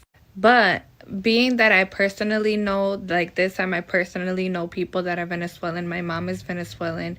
I have a friend that actually came down from Venezuela, and immediately when that man that Donald Trump took out of office, when he was captured, him and his wife, my friend that came from Venezuela called my grandma and was so happy. They're happy that this is happening. They're happy that he's finally out, because God knows I don't really know what happened. I don't really know how Venezuela has been run. But from what I heard and understand is that they haven't been run the right way. They've been suffering. It's been scary. Nobody knows what's going to happen, but I am going to pray for the best, because everybody should be able to live freely no matter what. And I'm not going to get into the political part of it, but from the reason why I'm speaking out on this is because what I'm seeing in social media is that, like, they're making it out of a negative thing. Let me tell you something. Even the people, I've seen Venezuelans make videos where they would say, I'm neutral, or I didn't even like the Trump administration, but I got to give them credit for this. Do you know why people keep prefacing what they're saying by saying, I'm not going to get political, or I'm not going to speak on the political aspect of it, or they say these people just comment and assume they know what they're talking about? Do you know why they talking cold like that? Because they know that it's not popular to actually give Trump credit. They know that if they actually show you and reveal why they're happy and who they give the credit to, then you will act like, oh my God, I can't believe that they just said the T word. They're going to say the T word, they saying the T word.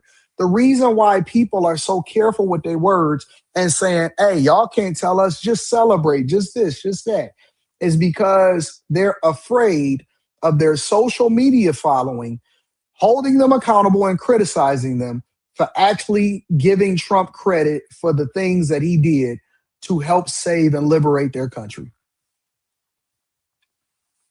It's so sad. It is so sad.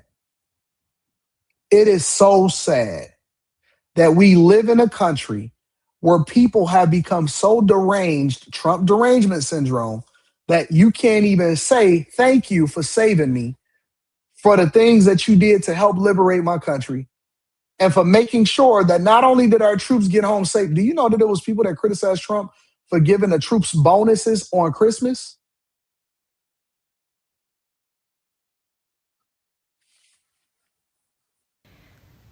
They're making it seem like Venezuela is like just distraught about it, when that's the complete opposite. They're happy that this man is finally gone. I just want people to, instead of looking at social media and looking for answers on social media, talk to the people, see how they feel.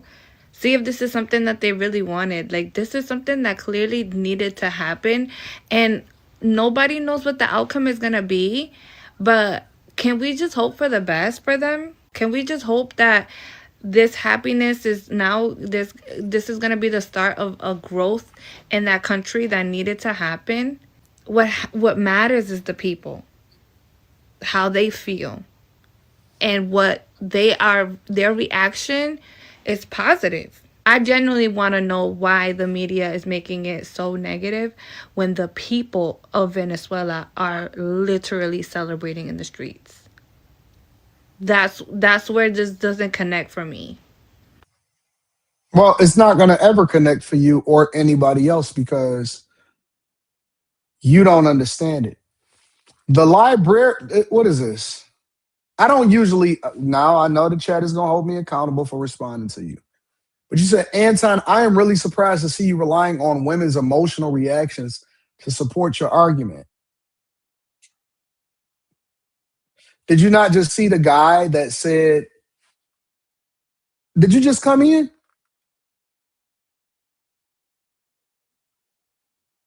Are people not supposed to be emotional when they get liberated from somebody that has oppressed them for the last 26 years?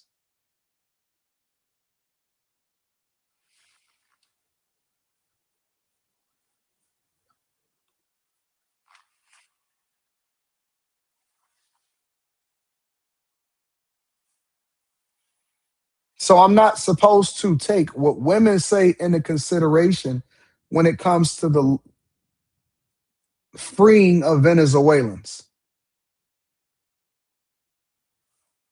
I've been given grace. I've been given grace.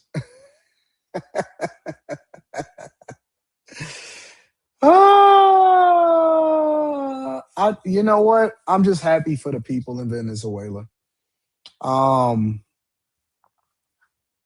I know that y'all actually want y'all country to be great because I know how many people actually want to go back to their country. There's a lot of people all across the world that would love to go back to their countries. Venezuela is possibly one of them. Who wouldn't want to go back and reunite with their families? Who wouldn't want to actually be able to build and start from scratch and create an environment that's conducive for their children while they actually acknowledge their culture? Pass down your history. Who wouldn't want to actually fix the country that they're from?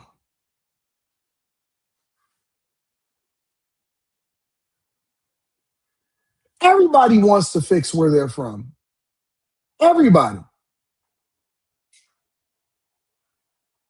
Mika said, I can't stand people who don't know Latin America talking. Shut the F up, please.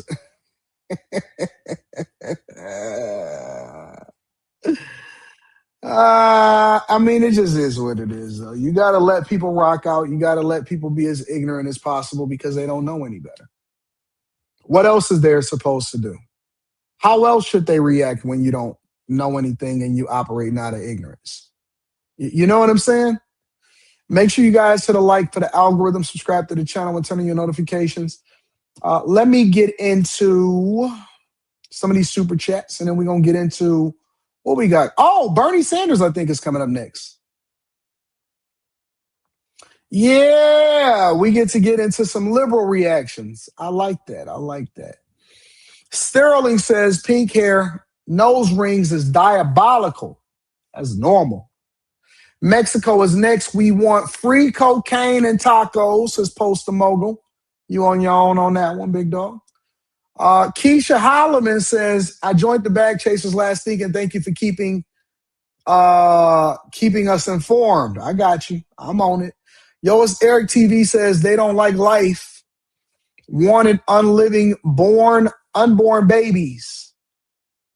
Roscoe says Trump could literally raise someone from the dead and people would complain because he didn't let them rest in peace. Jason 18 says if this happened during Obama, people would be celebrating, especially the Democrats. Remember Predator drones? Obama done much worse and still is admired. Cardona Jason says, look up the Nigerian politicians who deleted their social media posts against President Trump and the USA after the Maduro incident. Everybody is fair weather fans, bro. Let's get into Feel the Burn.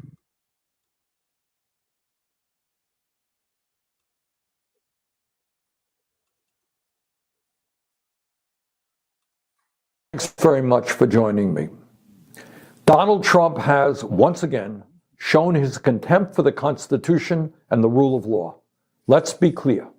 The President of the United States does not have the right to unilaterally take this country into war, even against a corrupt and brutal dictator like Maduro. The United States does not have the right, as Trump stated this morning, to run Venezuela. Bernie Sanders, AOC, and the like. Just go ahead and run it on down the list. You know what they wanted? They wanted Trump to come to them for permission.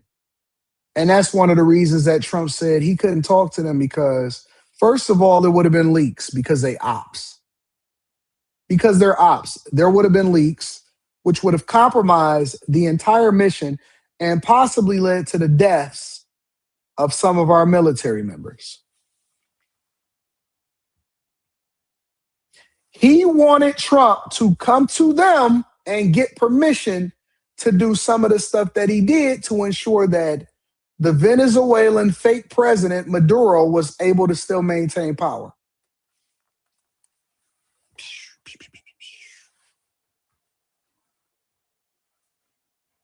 Again, this is called Trump derangement syndrome.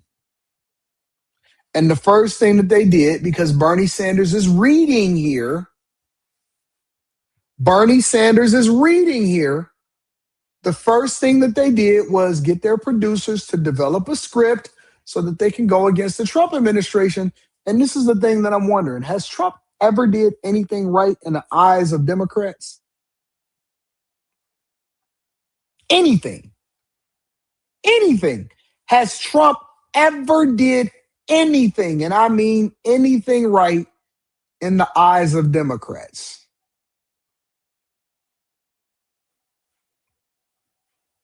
One thing.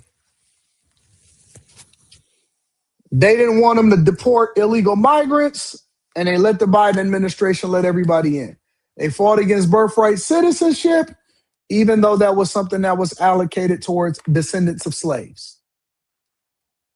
Didn't want them to lower taxes. We got to keep the illegal money laundering scheme going. No tax on tips and Social Security, even though that was something that Kamala Harris also stole from Trump and made a part of her campaign. And they complained and they said that it's not enough. Bringing back jobs, investments in the United States of America. We don't see progress fast enough to spin up these jobs so that Americans can have a livable wage. Stop Iran. Stop genocide in some parts of Africa. Deport Somalis that are illegally using the taxpayer dollars to enrich themselves via daycares. They're going to go out there and defend it because Trump actually said and called these people out for being frauds. Every single thing that Trump does, they are obsessed with it and trying to turn it into something completely opposite of what it is. Congress must immediately pass a war powers resolution to end this illegal military operation and reassert its constitutional responsibilities. Trump's attack on Venezuela will not make the United States and the world safer. Quite the contrary. This brazen violation of international law gives a green light to any country on earth that may wish to attack another nation to seize their resources or change their governments. This is the horrific logic of force that Putin used to justify his brutal attack on Ukraine. Jesus. Trump and his administration have made it clear that they want to revive the Monroe Doctrine, a belief that claims that the United States has the right to dominate the affairs of the hemisphere. They have spoken openly about controlling Venezuela's oil reserves, the largest in the world. Let's make no mistake about it. This is rank imperialism.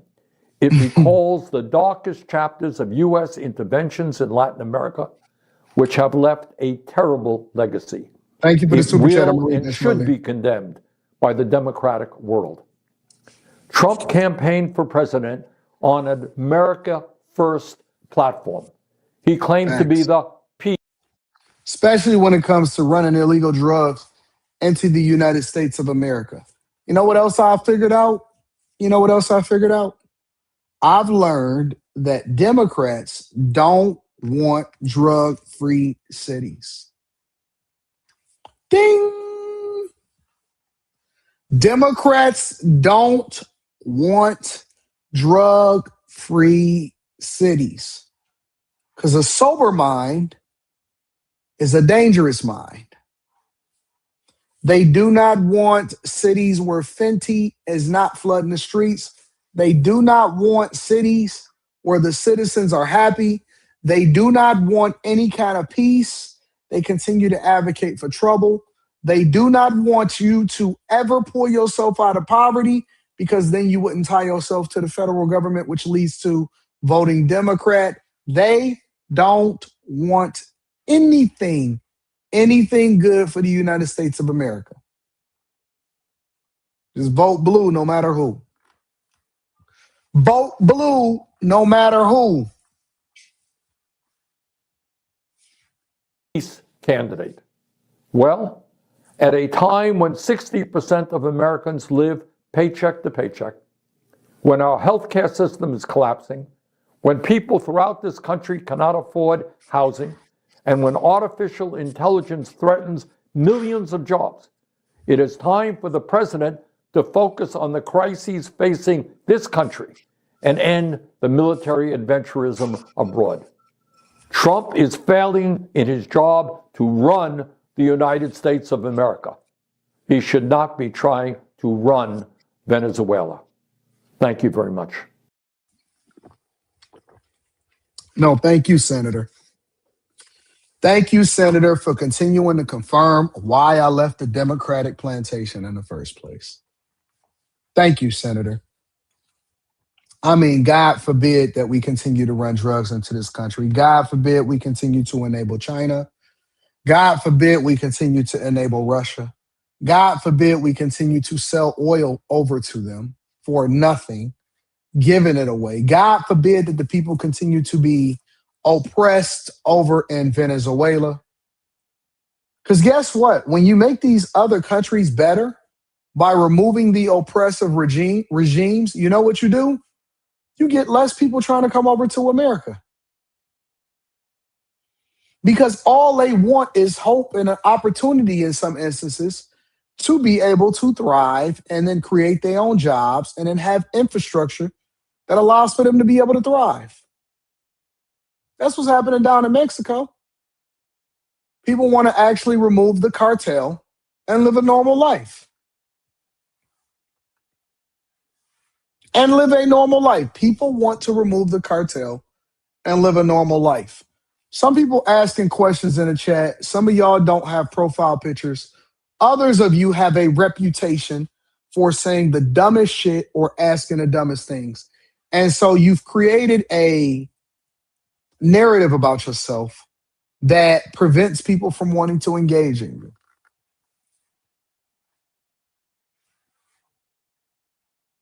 The only time that I start to answer people, and I don't care if you actually right or wrong or if you agree with me or disagree with me, is if you start to actually develop a reputation for somebody that is worthy for you to actually have a conversation with. Otherwise, I'm going to just say, oh man, I'm completely removed from anything that this person is saying because I know that they just be talking or they disagree with every single thing that you say just because they're a disagreeable person. You have created an environment for yourself where you're not worthy of being responded to. And that's usually what happens.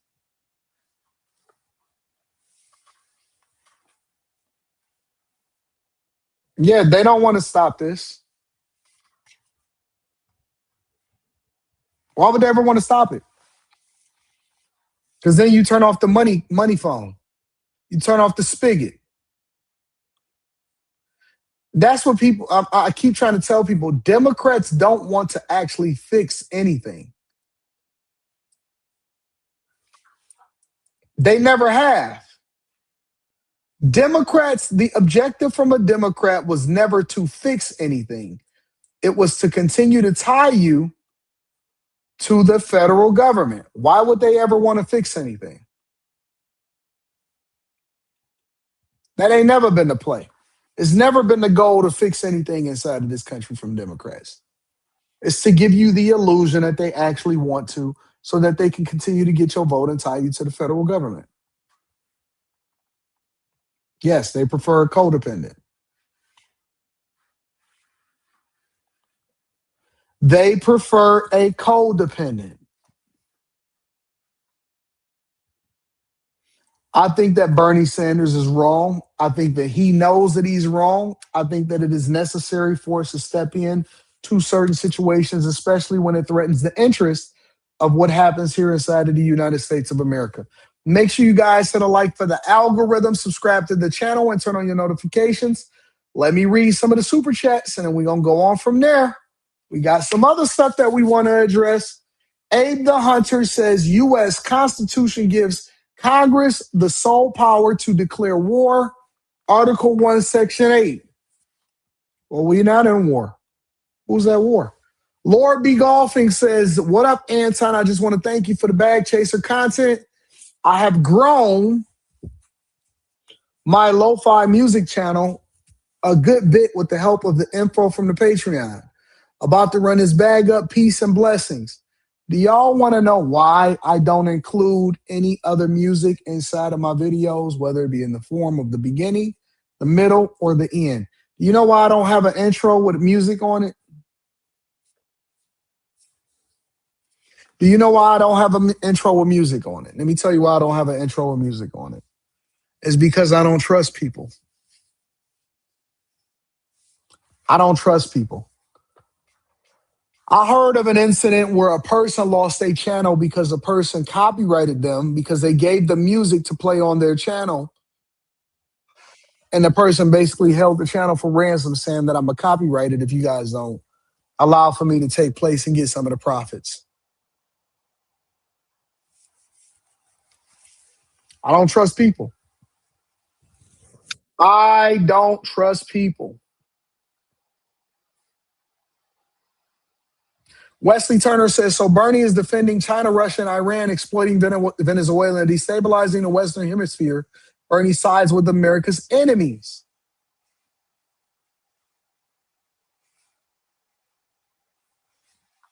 Bernie Sanders is a joker, says Trio Sung. Brian the Filmmaker says, let's say it's only for oil. Why he's so upset? Man, you American. Get this old ninja off the internet.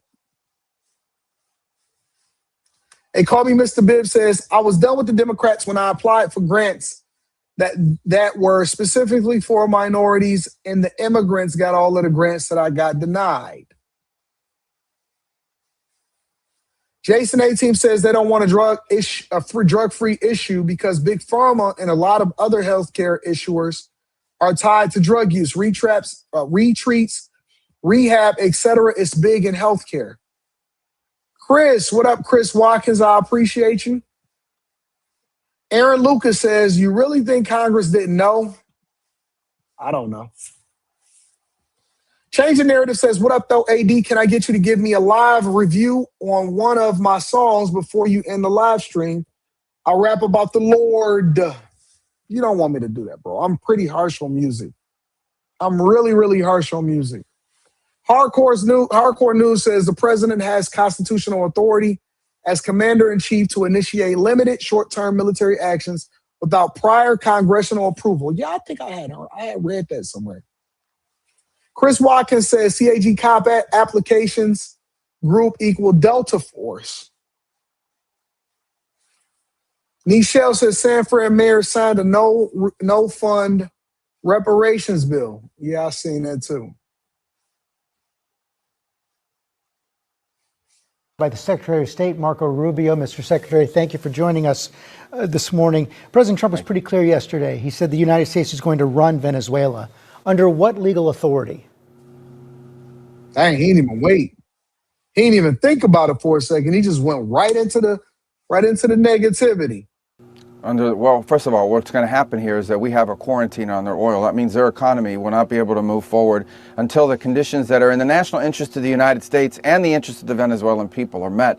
And that's what we intend to do. So that leverage remains, that leverage is ongoing, and we expect that it's going to lead to results here. We're hopeful that it does, positive results for the people of Venezuela, but ultimately, most importantly for us, in the national interest of the United States. We will no longer have, hopefully, as we move forward here, we'll set the conditions so that we no longer have in our hemisphere a Venezuela that's the crossroads for many of our adversaries around the world, including Iran and Hezbollah, is no longer sending us drug gangs, is no longer sending us drug boats, is no longer a narco-trafficking paradise for all those drugs coming out of Colombia to going through the Caribbean and towards the United States.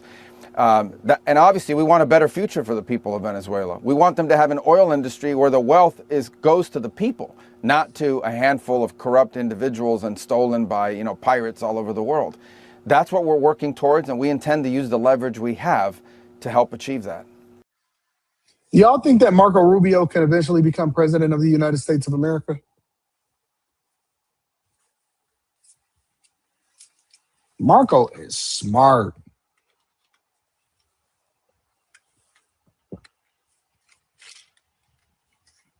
Marco Rubio is behind the scenes working. He seems like one of the smartest people ever. Marco Rubio's smart, but let me tell you what he said that I actually like. He said, yep, we will be controlling it until we see otherwise, until we put somebody in place that actually works towards the best interests of America. Yep. Two things can be true. We took him out because A, he's a dictator, and then B, we actually want to make sure that everything is working out, not for our enemies, but for the United States of America. Marco Rubio is starting to get a little bit of Trump in him. He's starting to get a little bit of Trump in him. He was like, listen, yep, we doing it for our own best interests, and we can do it for the interests of the people. Two things can be true at the same time. I like Marco.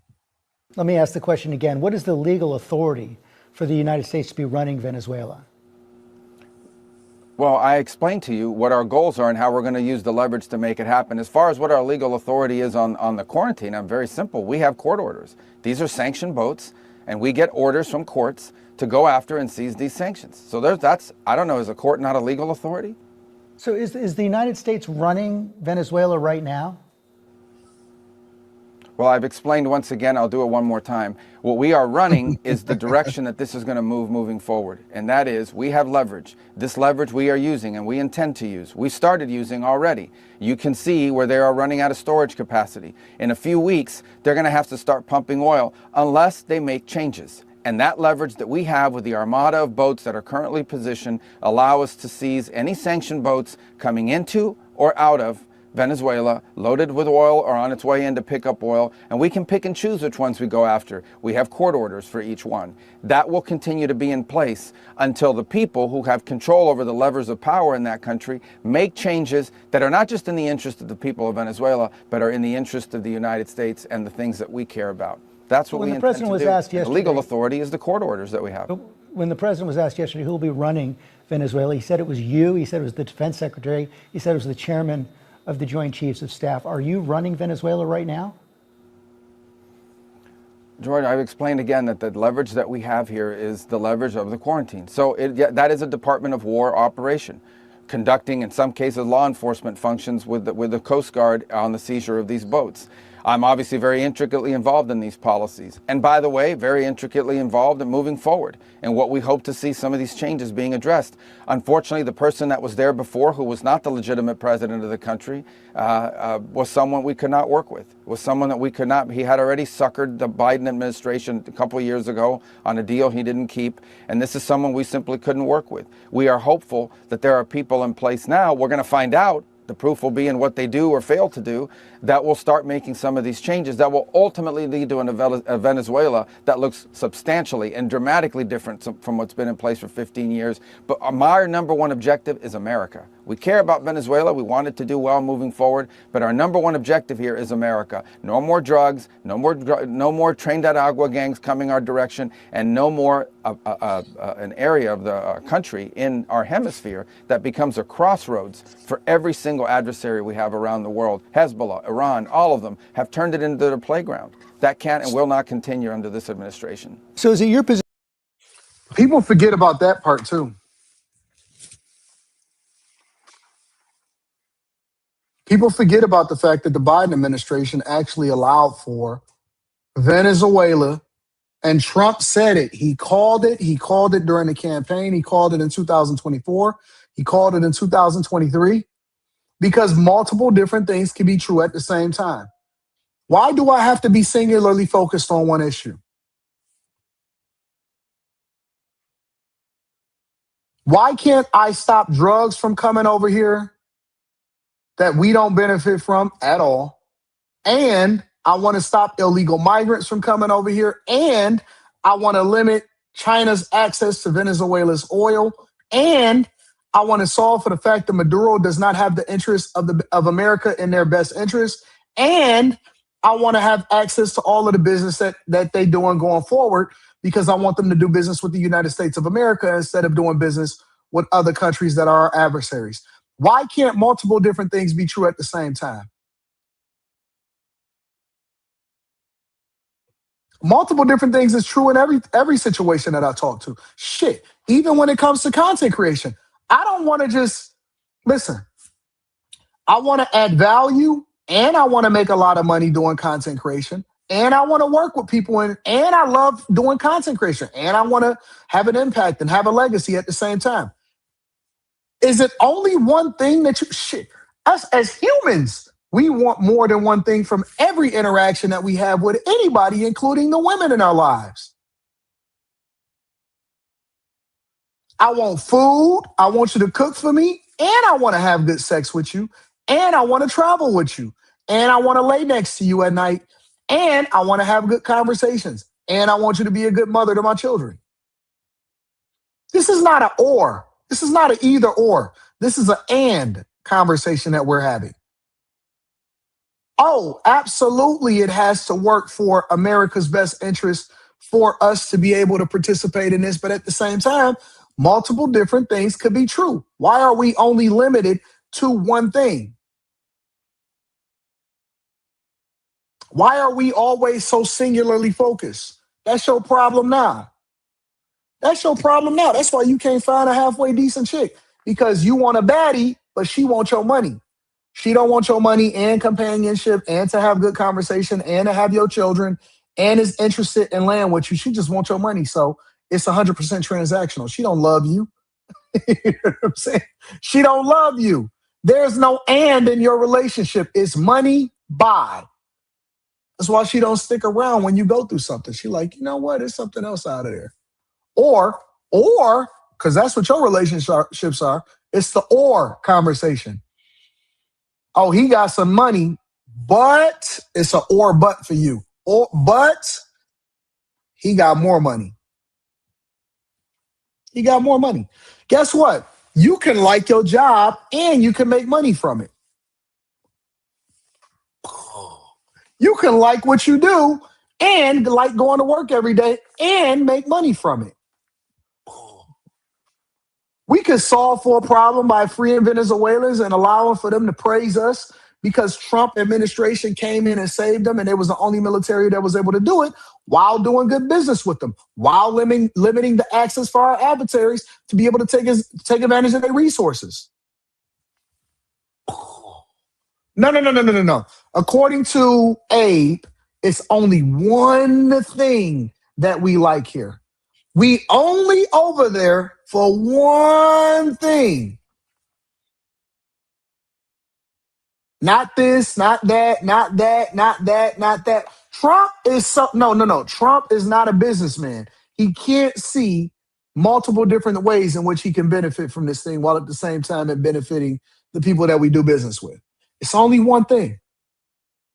It's only one thing. And guess what? Because you work for the Department of Defense. Let me see how many people work for the Department of Defense.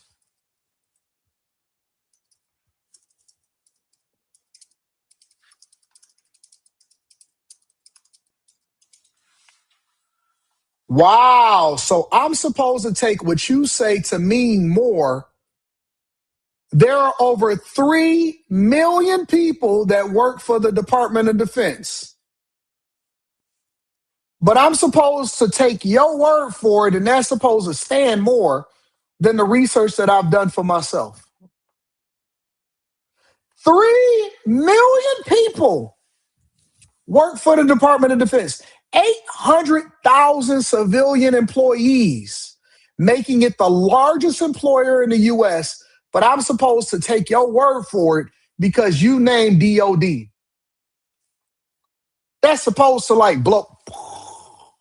And I don't even know if you really work for the Department of Defense. Are you still there? Are you still there? And don't get me wrong, I respect you. I respect your opinions. I respect your super chats. I respect your contribution to what we're having a conversation about here. But guess what? It does not trump some of the information that was handed over to me. And let me do you one better. I'll do you one better. Let me blow your mind. Y'all remember that song from E? And I'm gonna take my time. I bet you that I would bet you this. I bet you that I have higher connections than you do.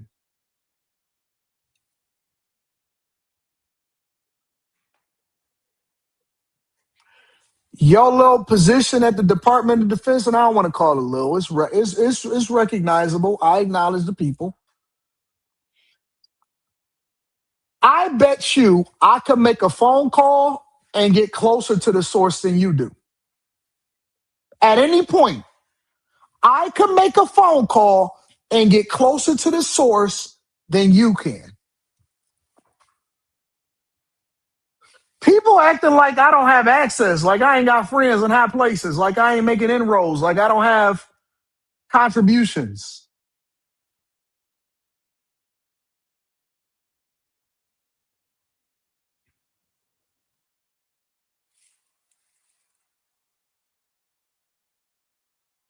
I can guarantee you, I will bet any amount of money that I can get way closer to the source than you do.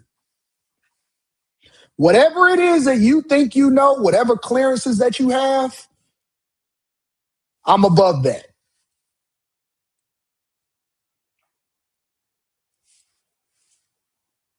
So when people try to throw their little titles around and shit like that means something to me, I'll be like,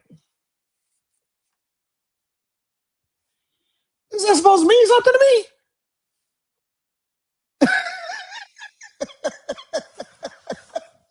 You worked in past tense for the Department of Defense before Trump got in office a second time.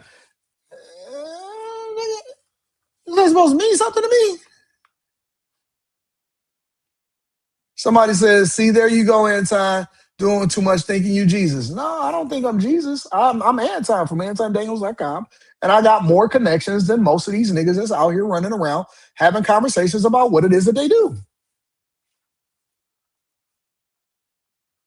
You don't have $1 million to bet me. I have $1 million. You don't have $1 million to bet me. Not even close. Come on, man. Stop, bro. Stop. I respect your $5 super chats. All right.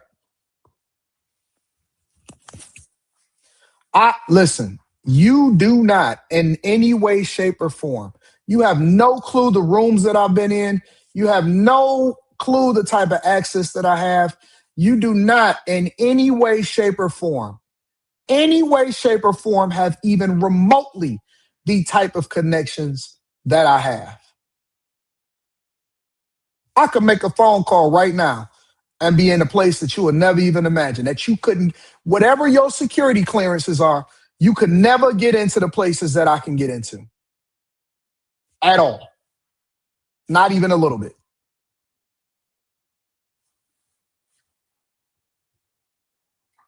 Not even a little bit. You couldn't get into the places that I have access to right now.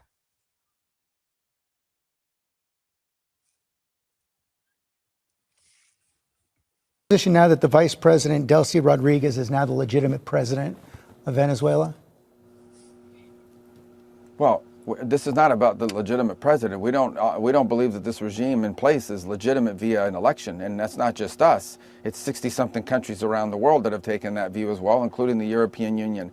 But we understand that there are people in Venezuela today who are the ones that can actually make changes. So, for example, when we want to send in the migrant flights, even though we never recognized the Maduro regime as legitimate, we had to deal with the authorities that controlled the airport. We had to deal with the people who had guns and the people who had control of the airports. We had to deal with them to achieve these objectives. That's different from recognizing their legitimacy.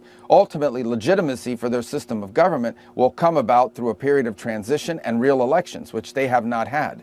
And by the way, it's the reason why Maduro is not just an indicted drug. So why does Anton? It's not arrogance when you can back it up. It's called confidence, and it's the reason why you watching me and I'm not watching you. It's the reason why you're subscribed and you're watching me and I'm not watching you, and that's the difference. Because I know what I'm doing when it comes to this entertainment game, and I also got the chops to be able to back it up. That's the difference. It's only arrogance when you talking out your ass, but it's confidence when I can actually back it up. If Floyd says, yo, I can do this to you, there's nothing you could do about it, then he's telling you the truth. I'm not telling you something. Listen, it's only arrogance for you because you're not used to being around a real man. That's the difference. You're used to men and people making you feel good about yourself. I don't give a fuck. I say what I want to say when I want to say it, and I'm going to tell the truth. That's the difference.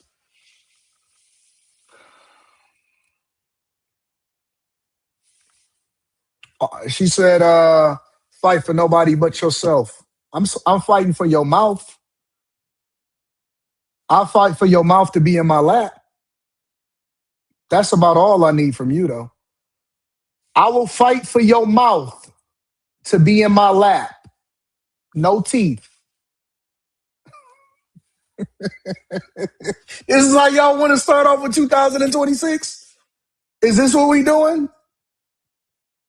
Is this what we doing?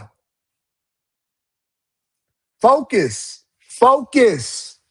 Indicted drug trafficker, he's illegitimate president. He was not the head of state, and I continue to see these media reports referring to him as President Maduro and the head of state. He was not the head of state. He was not the head. And it's not just us saying it. The Biden administration said it. And so did 60-something countries around the world hold that. Here, let me deal with this real quick. I could never sit and have a conversation with you because you know it all and you think you're better than it. What makes you think that I will be talking to you? Wait. You think in real life that I actually sit and have conversations with women that I don't care about?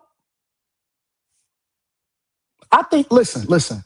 I'm so misogynistic that I think that women look better with their mouth closed, unless it's time for them to open up their mouth. And I'm trying to wean myself off of that.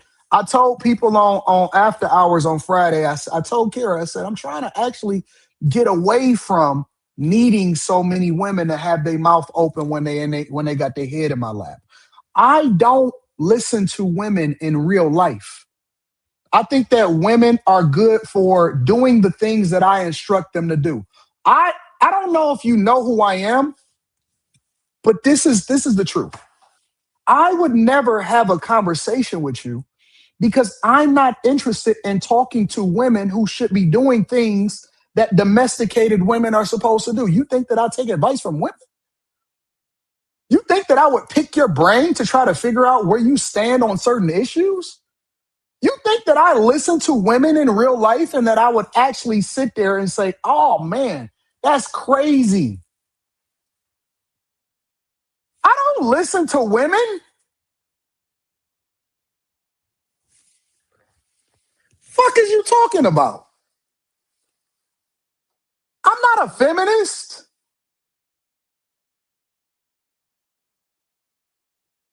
I'm not a feminist. I was raised with 3 brothers, no sisters. Women didn't have a voice in my house when I was coming up.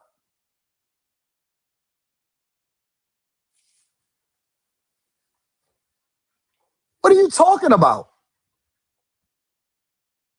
My mom calls me and asks me for permission to do the things that she do on a daily basis.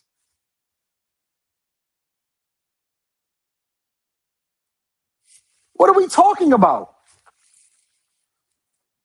When the men talk in my family, the women leave the room so that we can make a decision that's in the best interest of what we got going on. I don't sit here and negotiate with women. I never have. I never will.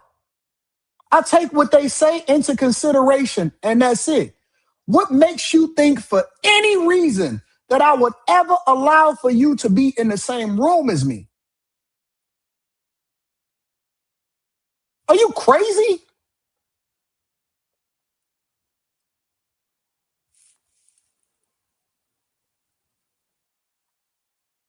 Shit. You would never have a conversation with me. You would never be invited to talk. The minute that you start talking, hey, who chick is that? Man, if you don't control your hoe, man. You brought her, and if you don't get a muzzle on that chick, well, what the fuck is we doing? Why she in here? Why she in here interrupting men? Hey man, if you can't control her,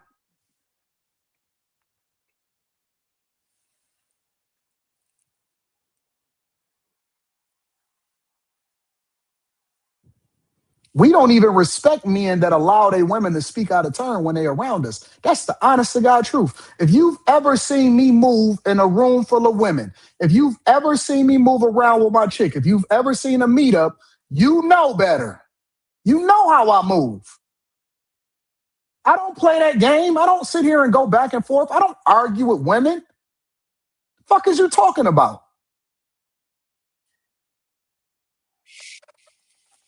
Now I'm trying to look here and teach about Marco Rubio, and you keep interrupting me. Position.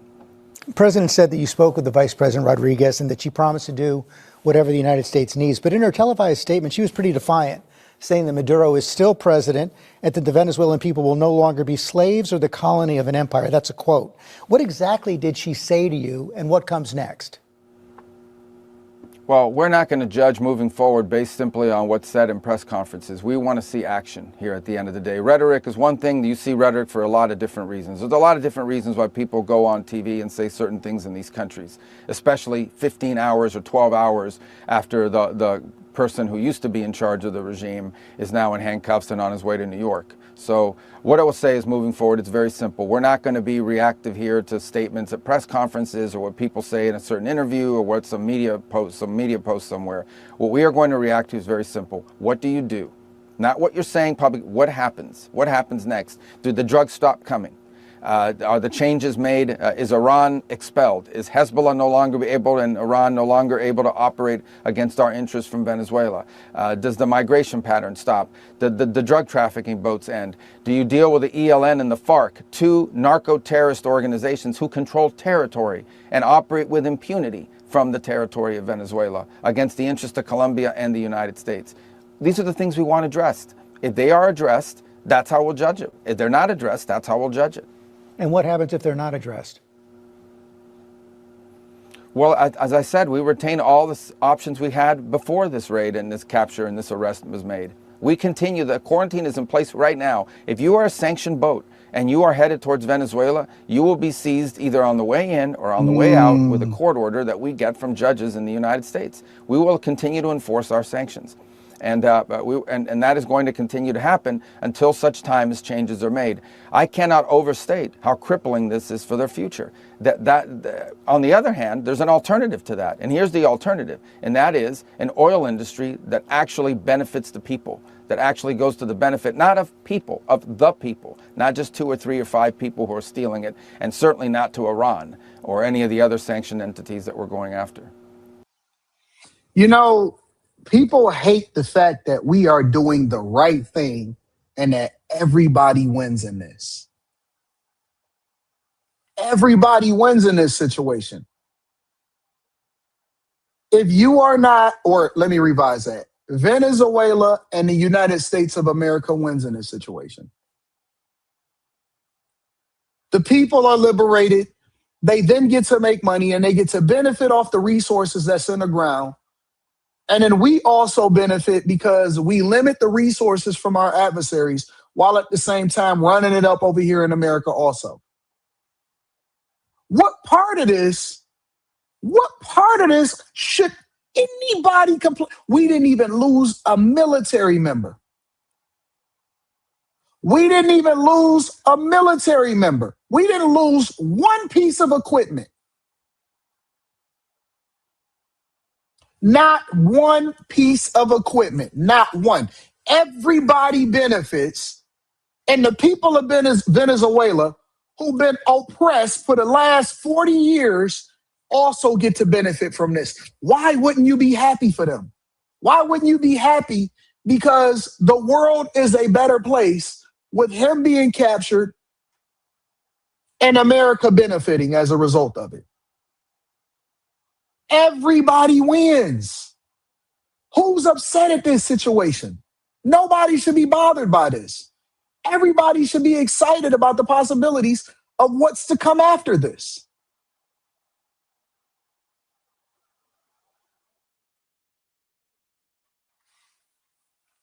Anton, people are traumatized from the Iraq experience. That's why you're getting pushback. Well, guess what? Trump wasn't a politician, nor was he in power during the Iraq experience.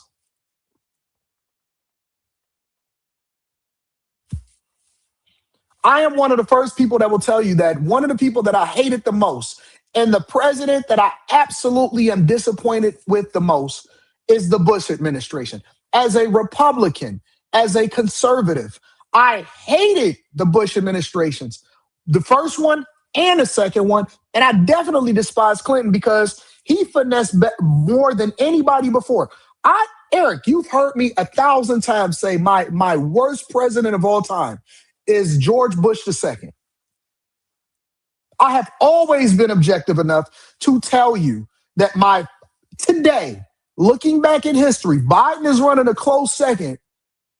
But the reason that he's not going to be second is because I was still getting richer while Biden was in office. It didn't matter. I was knowledgeable enough to be able to play the game, and I was going to get rich no matter what. I absolutely despised everything that first Bush and second Bush ever did. But Trump wasn't president. Trump has no track record of doing another country and exploiting their resources while at the same time that country not benefiting also. He is not the president of war. He has never done that. He didn't do it in his first term, and he hasn't done it in his second term. So what are we talking about? What are we talking about? Everybody wins. And here's the tripped out part about it, though. Here's the tripped out part about it, Eric. Trump, and this is something that you can't take away, whether you like him or not, he has been the most transparent president in our lifetime. He has been the most transparent. Marco Rubio is sitting here the day after talking to ABC. You know what Marco Rubio did? He didn't go on Fox News. He went straight to Face the Nation, ABC, MSNBC. And he let them grill him and ask any question that they wanted to ask. Trump is the most transparent president, regardless of whether you agree with him or disagree with him. The one thing that you can't say is that he not transparent, and you can't say that he don't mean what he say and say what he mean, because everything that he say he gonna do, he do. People be upset about it. Hey, listen, I told y'all this is what I campaigned on. I said that I was gonna deport every motherfucking body. I was gonna start with the most criminal people. I was gonna do the Lake and Riley Act, and then I'm coming after everybody. And anybody that harbors a criminal, I'm coming for you too.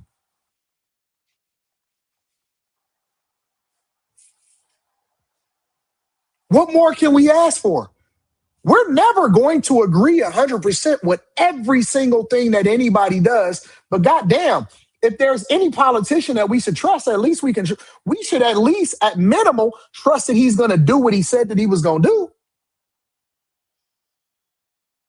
And Marco Rubio is sitting there answering questions directly, transparently, and having a conversation with the ops. The one thing that you ain't gonna never see, you ain't never see Biden pull up the Fox News. You never seen Kamala Harris pulling up the Fox News during their administration. You never seen it.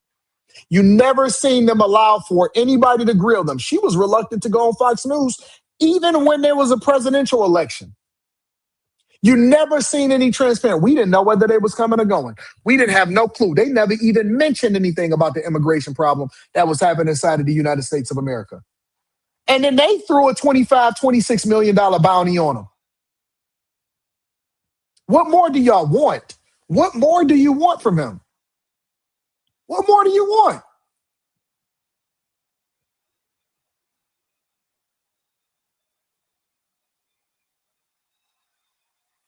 Make sure y'all hit a like for the algorithm, subscribe to the channel, and turn on your notifications. Oh, we not done. We not done. We got more that we got to get to.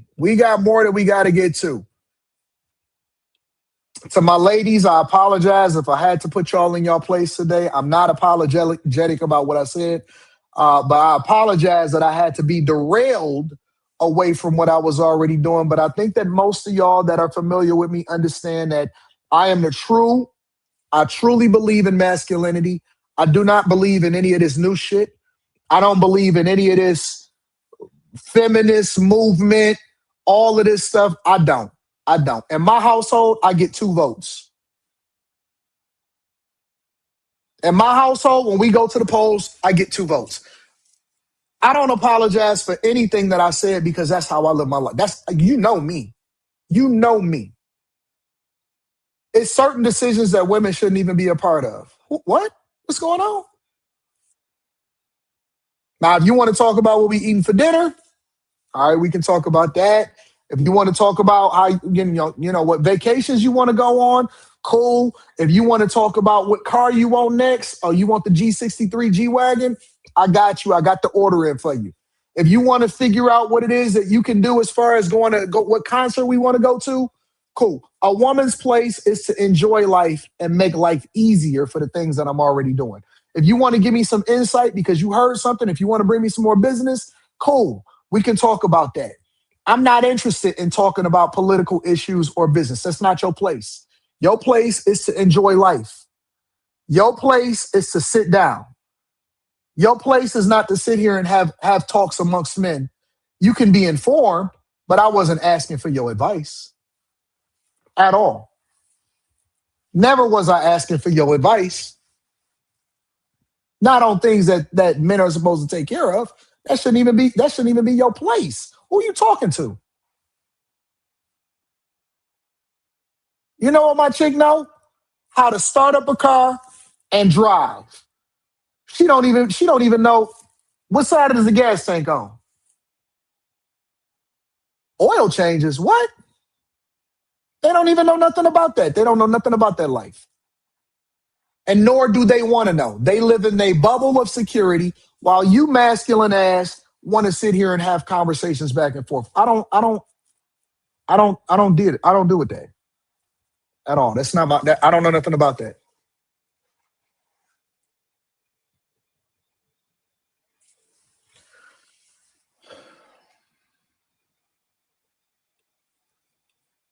Yo, as Eric says, I asked my far left friend, why do you hate him? What did he say? Change the narrative says, I want all the smoke. AD, I sent 2 tracks to play anyone. You play anyone. I'm willing to bet on myself. Well, we can't do it right now during the Millionaire Morning Show. We talking politics, big dog.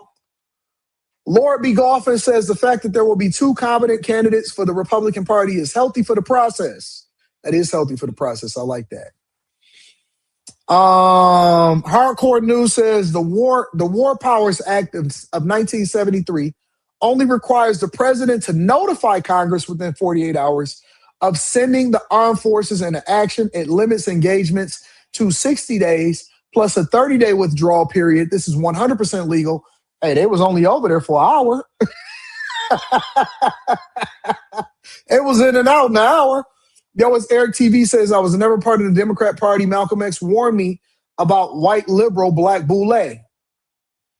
Collectively says, laughing my A off, Marco looks like he's one more dumb question away from standing up and snatching off his mic and saying, get me off of this dumb ass. Marco is very smart. Shybox says, Siri, be quiet. Shybox says, hey, Anton, a while back, you gave us tips on how to start a channel. You said to us you don't need any fancy cameras, so I started on November 1st. Today, my channel just hit 20,000 subs. Let me get there. I don't usually use sound effects on this till I get back on there, but let me get a round of applause. Shout out to Shybox. Shout out to the Bag Chasers. Shout out to the Patreon members. If you're not a part of the Patreon, Bag Chasers, link is in the description as well as pinned to the top of the chat. I hold no information back from my chasers. Congratulations, Shybox, and keep getting that money. Oh, we get money over here. Killer Canby says, AD, remember last August when two Mexican senior senators fought in Mexican Senate because one of them made a proposal to have the U.S. intervention with fighting the cartel. Think they having second thoughts or better yet scared? Oh, we about to get to that on this next segment. You predicted what I was about to talk about. Abe the Hunter says, you know nothing about we don't call it the Department of Defense anymore. We call it the Department of War. We mainly focus on oil. Let's bet 1 million. 1 million what? Shekels? Chase Barnes says the first derailment of the new year. Well, it took a couple shows for me to get there. Yo, as Eric TV says, you'll KO Floyd in the street fight, and then you woke up. All right, I know what you meant. Original Tank says, I'm an atheist, but these liberals make me genuinely want to carry a Bible just to touch people's shoulders with something of value, hope, and substance. Abe the Hunter says, AD, okay, we have their president. Do you really think their military is just going to allow for this? Whose military? You talking about them old geezers over there in Venezuela? As a combat veteran, it's not that easy. This is the first domino of what will be guerrilla warfare. Well, I guess we'll see. And I appreciate you, Abe. I like your conversation. I like the engagement. This is the People's Show over here on the Millionaire Morning Show. Make sure you guys hit a like for the algorithm. Subscribe to the channel and turn on your notifications if you want the Chasers ad. I might be launching pre-orders this weekend. We're going to have multiple different colors, but you got to be a bag chaser. I'm not sure if I'm going to open that up to the public. I got to talk with my council of men, and we're going to have a conversation. I'm going to have to talk to the council of men, and we're going to have a conversation. All right? Make sure you guys hit a like for the algorithms. Yeah, he wasn't their president. He wasn't even the rightful president. Make sure you guys hit a like for the algorithm, subscribe to the channel, and turn on your notifications. All right. So the other thing that I wanted to talk about, actually, you know what? I'm going to make this the final thing because we're coming up on the 3-hour mark, and we're going to get back to it tomorrow. All right. Shout out to the new Chasers. I see y'all. The final thing that I wanted to talk about is welcome to Colombia. Hold on. Where Young Scooter at? Let me get some Young Scooter on here.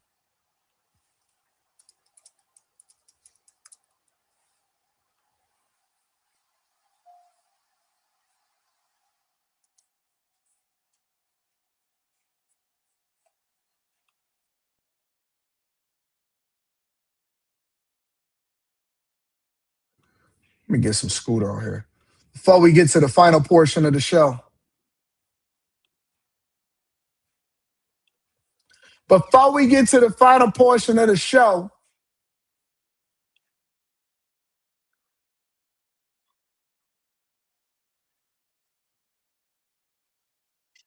I can make my own bricks. I never witness a drought again.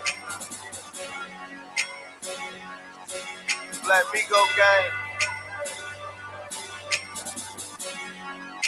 fuck motherfucking Izzo. I could make cocaine. Okay. I just fell in love with a Cuban. Cuban. I just left Colombia.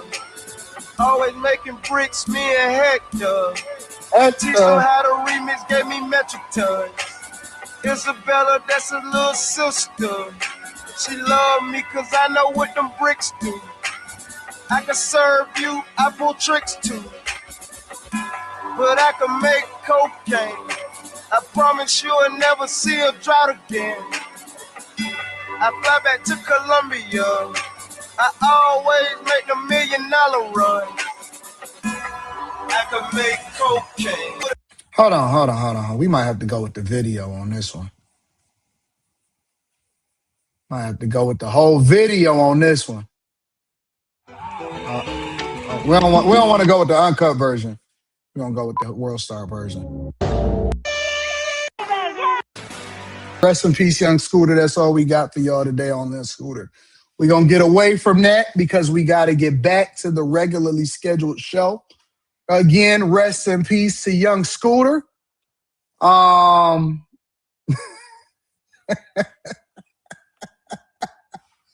Listen, you never know what you're going to get on the Millionaire Morning Show. You don't know if you're going to get some Sade, some payroll.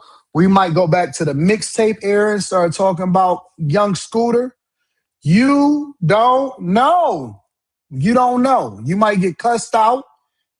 I might say something nice to the ladies. I might hold the ladies accountable. And then we're going to get back to the regularly scheduled program. But the one thing that I will tell you, and two things is for sure, is that this is the greatest show on earth. And ain't nobody as good as content creation as me. And if you're not a part of the Bag Chasers, link is in the description as well as pinned to the top of the chat. Let's get back to it. This is Trump speaking on Air Force One. That's how we do it, right? We talk about young Scooter. And then we get back to our sophisticated talk. This is Trump. Back on his ball game shortly after invading and capturing Maduro. And he jumps on Air Force One. And the reporters have some questions for him, especially with regard to the future of Venezuela, as well as Colombia and Cuba. All right? Make sure you guys hit a like for the algorithm, subscribe to the channel, and turn your notifications. I remember your RNC speech, and you were saying that regime change and nation building. Where? When you were speaking at the RNC back in 2016, you were criticizing regime change and nation building, the U.S. being involved in that. It seems obviously that your stance has changed on that. What led to that? When is the U.S. nation building now? Is that this isn't a country that's on the other side of the world? This isn't a country like where you have to travel 24 hours in an airplane. This is Venezuela. It's in our area, the Donroe Doctrine. So is that what you would say, that we're in the business of nation building? No, we're in the business of having countries around us that are viable and successful, and where the oil is allowed to freely come out because that's good. It gets the prices down. That's good for our country. Now, we have a very sick neighbor. It's not a neighbor, but it's close to a neighbor. And that's Venezuela. It's very sick. Colombia is very sick, too, run by a sick man who likes making cocaine and selling it to the United States. And he's not going to be doing it very long, let me tell you. What does that mean? He's not. If Trump ain't the straightest shooter that you'd have never seen in your entire life, he don't even mince words. He don't be politically correct.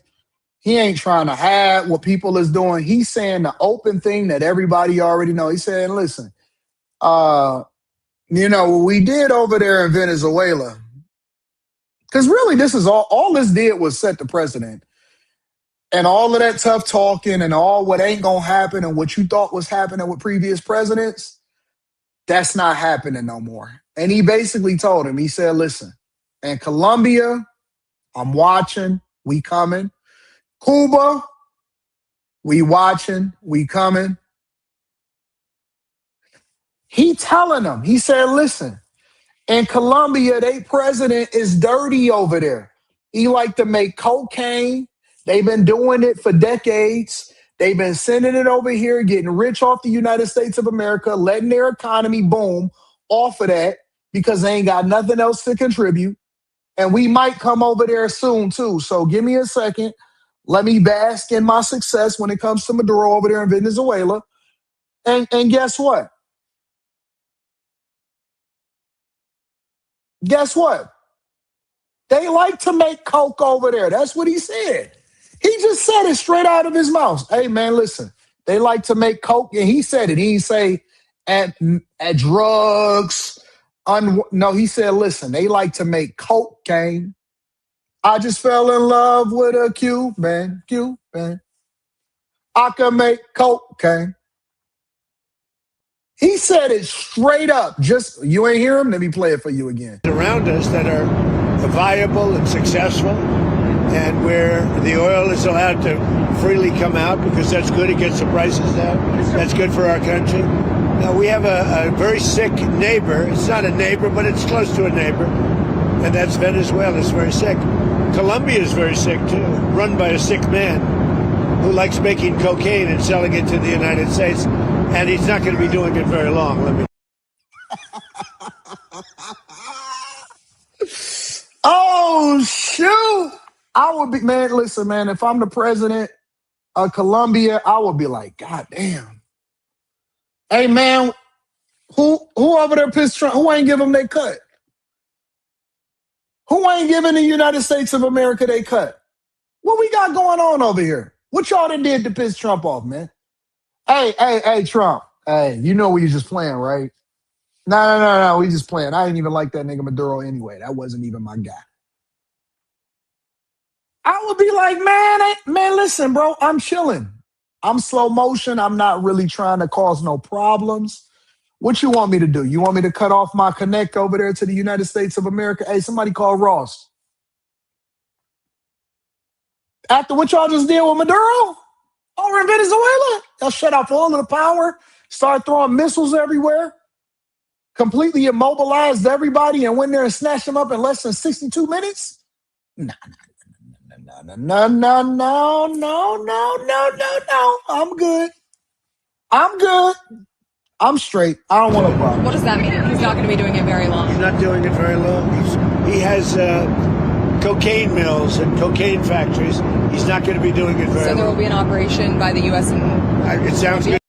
And if y'all don't think that the United States of America, y'all didn't watch them Netflix documentaries and these YouTube documentaries where they go deep inside the jungle and some reporter was able to get in contact with the right plug and be able to figure it out.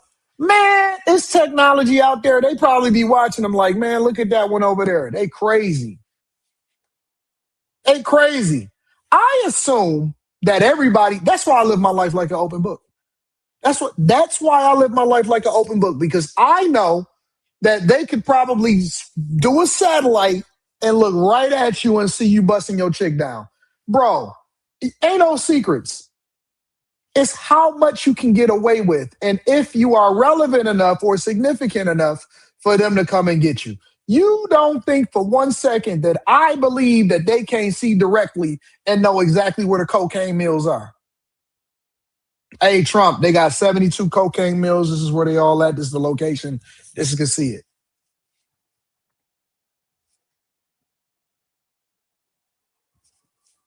It's tens of thousands of satellites in the sky and low orbit Earth. You don't think that they know where the cocaine mills are? They knew where Maduro was, and they knew exactly where he was in his fortress. And they knew to go and get him, and when to go and get him, and how long it was going to take them to get to him when they landed and start shooting up all of the bodyguards. They knew how to get to him before he knew how to get to his safe, and then they would have pulled the doors off that bitch too.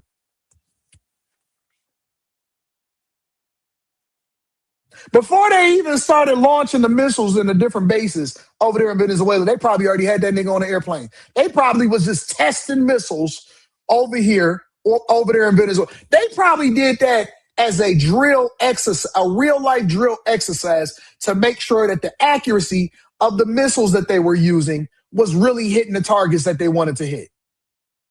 They probably was in the helicopters balling out before Maduro probably already was here before we ever seen any missiles that was going on over there in Venezuela, bro. What the fuck is we talking about?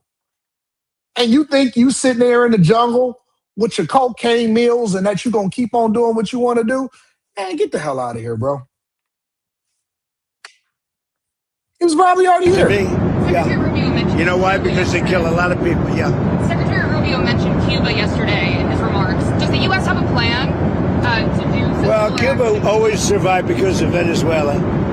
Now they won't have that money coming in. They won't have the income coming in. You know, a lot of Cubans were killed yesterday. You know that.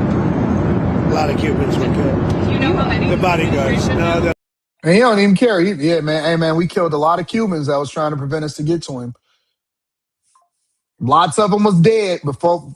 A lot of Cubans was dead trying to protect Maduro. Think about that shit. But there was a lot of death on the other side. No death on our side. But there was a lot of death on the other side, unfortunately. But a lot of Cubans were killed yesterday trying to protect him. There's been protesters killed in Iran. You said we were locked and loaded, ready to go. What is the line there for when the U.S. is going to get involved in those protests? We'll take a look. We're watching it very closely. If they start killing people like they have in the past, I think they're going to get hit very hard by the United States. That's something. So when he first got elected in January, we met, biggest comeback ever. We talked about really? I didn't feel it was a comeback, actually. So because the first one was. The bottom line is, we talked about a drug caliphate in our backyard. We had Venezuela, we have Cuba, we have Colombia in our backyard. And these three countries have been condemned ever since I've been in politics. Joe Biden put a $25 billion bounty on Maduro's head. Chris Smith, the day he got inaugurated, said, I hope Trump will hold Maduro's feet to the fire. You did. So what has he done? He's going to clear our backyard of a drug caliphate, countries run by narco-terrorist dictators who murder, rape, send drugs into our country to kill thousands of our citizens. To my Democratic friends, you should be celebrating this. When bin Laden went down, I was the... You know what this means? Let me tell you what translation this is, because I can speak to it from the political perspective, the content creator perspective, or I can speak to this from the perspective of a person that was raised in the inner city of Detroit. You want to know what this means to me? Price of the brick is going up. He giving everybody, all of the people who thought that they had a plug in Colombia, in Venezuela, and Cuba, he's telling you right now, hey, listen, whoever your connect is, wherever you thought you was getting that work in, it's about to be a drought. It's about to be a drought. The price of the brick is going up, and y'all better go get a different connection. You better head over to China. You got to go somewhere else. You got to go somewhere else to go and get your work. You got a 3-month window to go get your work up, stack up, or you could just get out the game. Get out the game. You had to know that this was coming. The real people here, let me show you something. The real people here in the United States of America that was affected, the people that was messing up, the people that was pissed, you know who was watching the TV feeling some type of way? The dope boys. The dope boys was at the crib like, what the fuck? What's going on in Venezuela? Oh, shit. This nigga Trump. Trump messing up the connect, bro. Damn. What the fuck we gonna do, bro? The people that had the emergency meeting is the dope boys. Y'all just spectators. These people that have a true interest in what's going on, because they connect is messed up now. Damn. They got Maduro. I'm gonna make a couple phone calls, see what's happening. Hey man, go get the burner phone. We gotta get to WhatsApp, man. We might have to make some runs, bro. What the fuck is going on, man? Got the last load. Did it get through? All right, that could buy us some time. We gotta stretch that shit. Stomp on it. Now step on it. Step on it. Now you're gonna have to step on it some more. We're not worried about the competition right now because they just as messed up as us unless they got a different connect coming in through Canada. They got a different connect coming in. They don't have a different. So we all working with the same work. So you're gonna have to step on this shit and make it work, make it last. You know what I'm saying? Because ain't nobody got no work right now. So everybody is hurting. So it's not like we got to make this work. You know what I'm saying? No testers, no none of that. No testers, no nothing. Step on that shit. Put that out there, and then let me make some phone calls, bro, because we got to figure out what's going on. The people that was really concerned about the Venezuelan people is happy. Hey, the Venezuelan people are exceptionally happy. Oh my God. I haven't seen that revelation in over 26 years. Oh my God. I dreamed of this day. This is like a birthday to me. Birthday. The people in Venezuela is excited. The dope boys in America is like, fuck.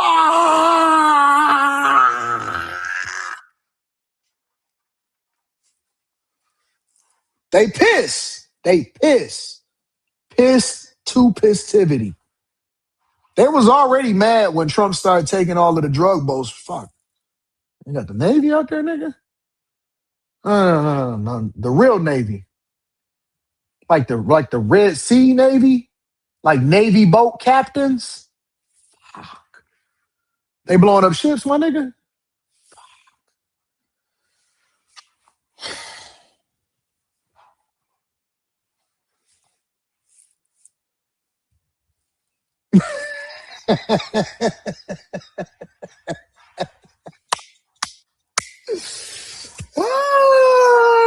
See, listen. Listen.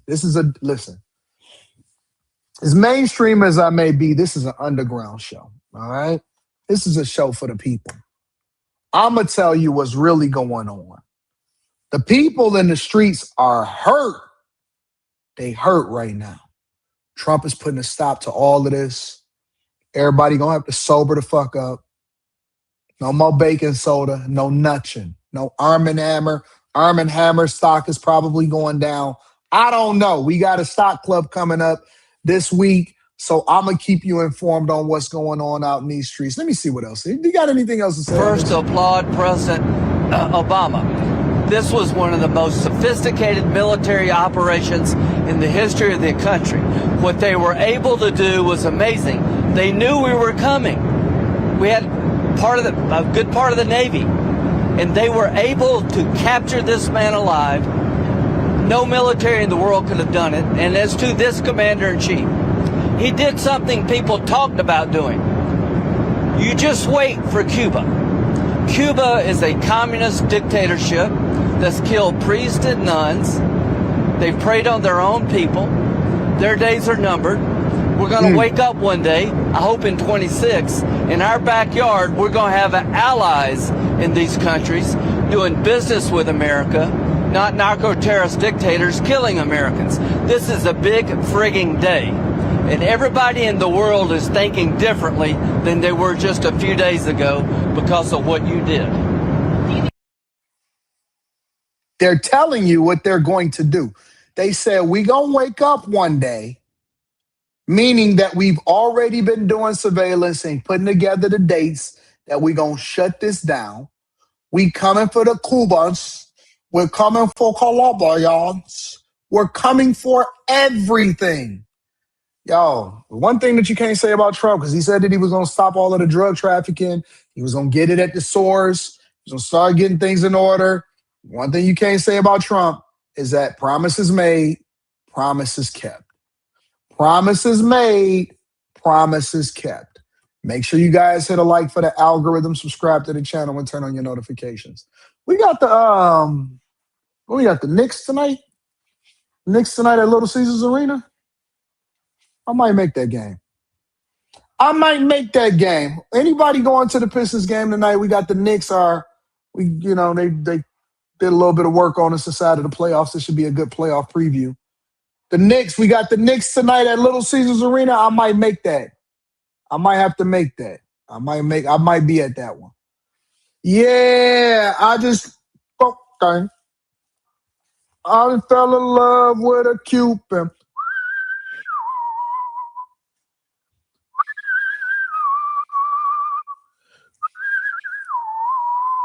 Yo, I moved. Let me tell you something, bro. And it's on everything.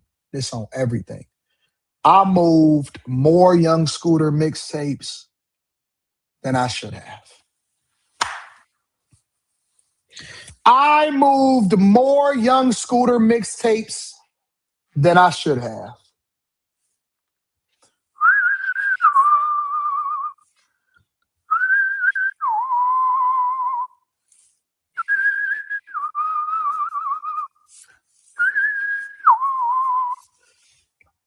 I moved more young. Let me tell you something. You know where my work was? I moved Scooter, Pee Wee Longway, Dro, Weekend mixtapes before they dropped that trilogy shit, before they signed him. We was moving the Weekend. We was moving No Ceilings. Shit. I moved everything. Man, we was moving so many mixtapes. I moved so many mixtapes, boy. Boy, I made so much money off of mixtapes. I made so much money off the mixtape game. Bro, I made so much money off mixtapes. Yes. Yes, I did. Yes, I did.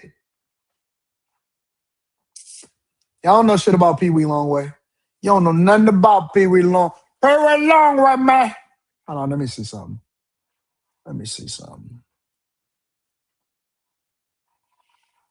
I done met cocaine.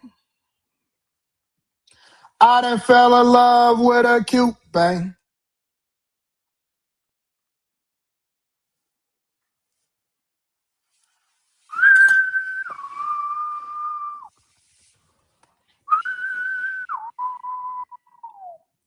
Let me see. Hey, Dan. My files. Let's switch to.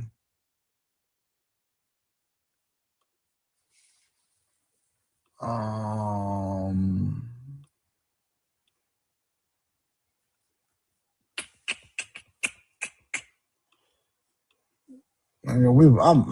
from Detroit, boy. We always been hustling. Always had to keep a bag on us. I done fell in love with a cute bang. Let me see something.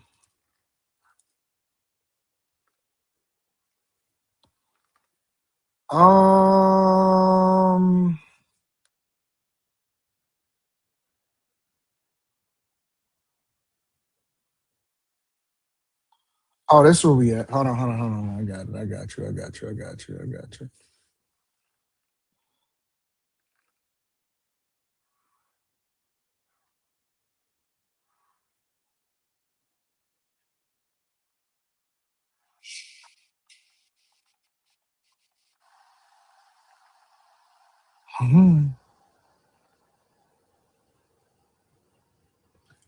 Young Scooter, Jugathon, Fat Trail, Kevin Gates, Murder for Hire, Lil Reese, Super Savage 2, Fabulous, Friday Night Freestyles. Woo! Boy, we was running up a bag. What you talking about, boy? Yeah, we was. Let me see something.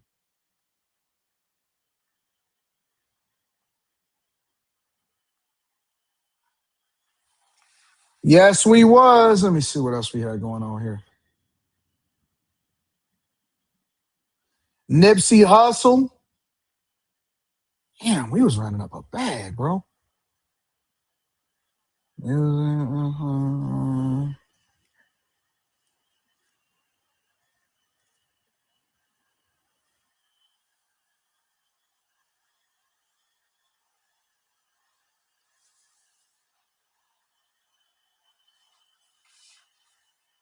Ran up a super bag on this. Nah, I still got my old files. I started having all kind of stuff on here. Hold on, let me see. Akon's Concrete mixtape, B Major, all August Alsina's The Product 2, Bobby V, he had a bunch of mixtapes. Vitamin V, 60 Minutes, Upscale. Chris Brown's In My Zone 2. Chris Brown's Boy in Detention, Chris Brown's X-Files. Cassie dropped one called Rockabye Baby. Damn, I was running up a bag. The Dream. Estelle had a bunch of mixtapes. Frank Ocean. Yep. K. Michelle. Jacob Lattimore. Kevin McCall. I made so much money off of Kevin McCall. He had the ADHD mixtapes. The Eargasm Uninvited Guests. Lana Del Rey had one called God Bless America. Marsha Ambrosius. Neo had one called Three Simple Rules. The Awakening from Omarion. Raheem Devon, Tiana Taylor had a bunch of them. Man, I ran up a bag. 2 Chainz, Codeine Cowboys, Freebase, Fabo, Ace Hood, Alchemist, Asher Roth. I made a bunch of money from Asher Roth. Arab Music had a dope one. Beanie Siegel had some. Big Sean had a bunch of them. Bow Wow had Green Light 1, 2, 3, 4, and 5. I'm Better Than You. Busta Rhymes had one. Q-Tip had one. Cameron had Ghetto Heaven. Cameron and Vado, Boss of All Bosses, 2.8. Casino. Chance the Rapper. Cassidy had a bunch of them. Chief Keef had a bunch of them. The Almighty Soul. Back from the Dead. Bang Bang. Chip the Ripper. Tell Your Friends. Chinks Drugs and French Montana. That was before he changed his name to Chinks, just Chinks. Cocaine Riot. Jackpot Back. Y'all don't know nothing about this. Crooked Eye. Currency. Sahada Prince. DJ Spins. Dusty McFly. Fabulous. Friday Night Freestyles. A Soul Tape 1, 2, and 3. There Is No Competition. Fat Joe had The Dark Side. Fat Trail. Flatbush Zombies. Fred the Godson. Yo. French Montana I made a bunch off of Mac and Cheese mixtapes. French Montana's in a Laundryman and Coke Boys. The Game had some. Future had Streets Is Calling, A True Story. Astronaut Status. Gutta Gutta. Hell Rail. J. Cole's. Truly Yours and all of that. Any Given Sunday. J. Mills. Jet Life. Y'all don't know nothing about this. Y'all don't know nothing about this. This is way above y'all pay grade. I made so much money off of mixtapes bro. Too much money. Too much money off of mixtape, bro. Yep. Anyways, moving on. Those were the old days. I still got my old files. I still got all my old files. I still got all my old files. I was the Connect, boy. What you talking about? I was the Connect, boy. What you talking about?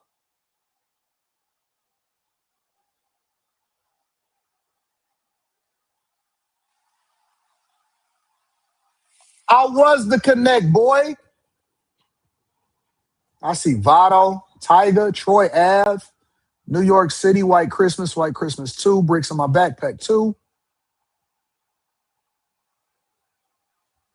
Rocco's Wordplay, Lingo for Dummies, Gift to Gab 2, Redman, Plies, Nipsey Hussle has so many.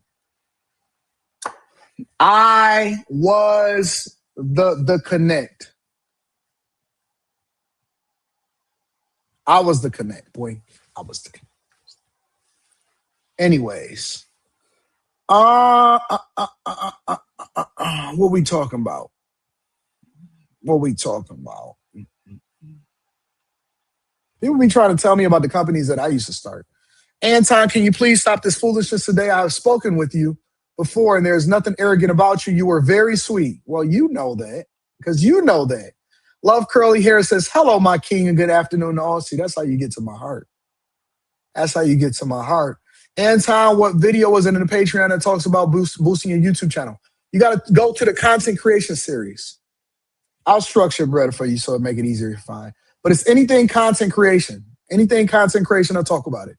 Holiday season, says Mr. Lot. What up, though? Do you think Venezuela will be the 51st state in the union? Nope, I do not. Wesley Turner says, Trump says he's in love with the cocaine. Frank Lucas is rolling in his grave, says AR is back. Mr. Lot says, so people can watch Tommy from Power rob a dope spot and promote gang violence, but when Trump does it to promote the world peace, they draw the line. Jay Ben says, Mika gonna have to get us some cigars before the blow up, before the pop. One time for my guy before you end the stream. Shout out to Changing Narratives and Changing Narratives. Listen, you gotta give me some grace, bro. You gotta give me some grace. All right.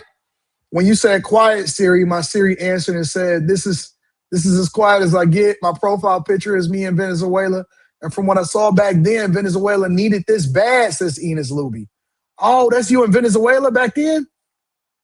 Dee, with the Ford Bronco or the Ford pickup truck in the background? That's what's up. Gary says, hope everybody's day is going better than mine. Just broke down on the expressway on the way to a job interview. Still pushing though. Well, I'm praying for you, Gary. God bless you, bro. Lee Shubber said you can still get dope from Peru and Bolivia. Well, they're gonna have to go over there and find out who the connect is. That's a risky proposition, though. That's a risky proposition. Anyways, great show. We back at it tonight and we back at it tomorrow. And I need to get that Patreon drop scheduled so that you guys can be able to get everything that you need, because I want y'all to see everything behind the scenes as well as us live streaming. We got a stock club coming up this week, and it's going to be awesome. And I look forward to it. We be having a fun time, don't we? Hey, the work day goes so much faster when we can go play around and joke and have a good time. Anyways, I love y'all. I appreciate y'all. Be safe. Don't sell no dope. And let's get to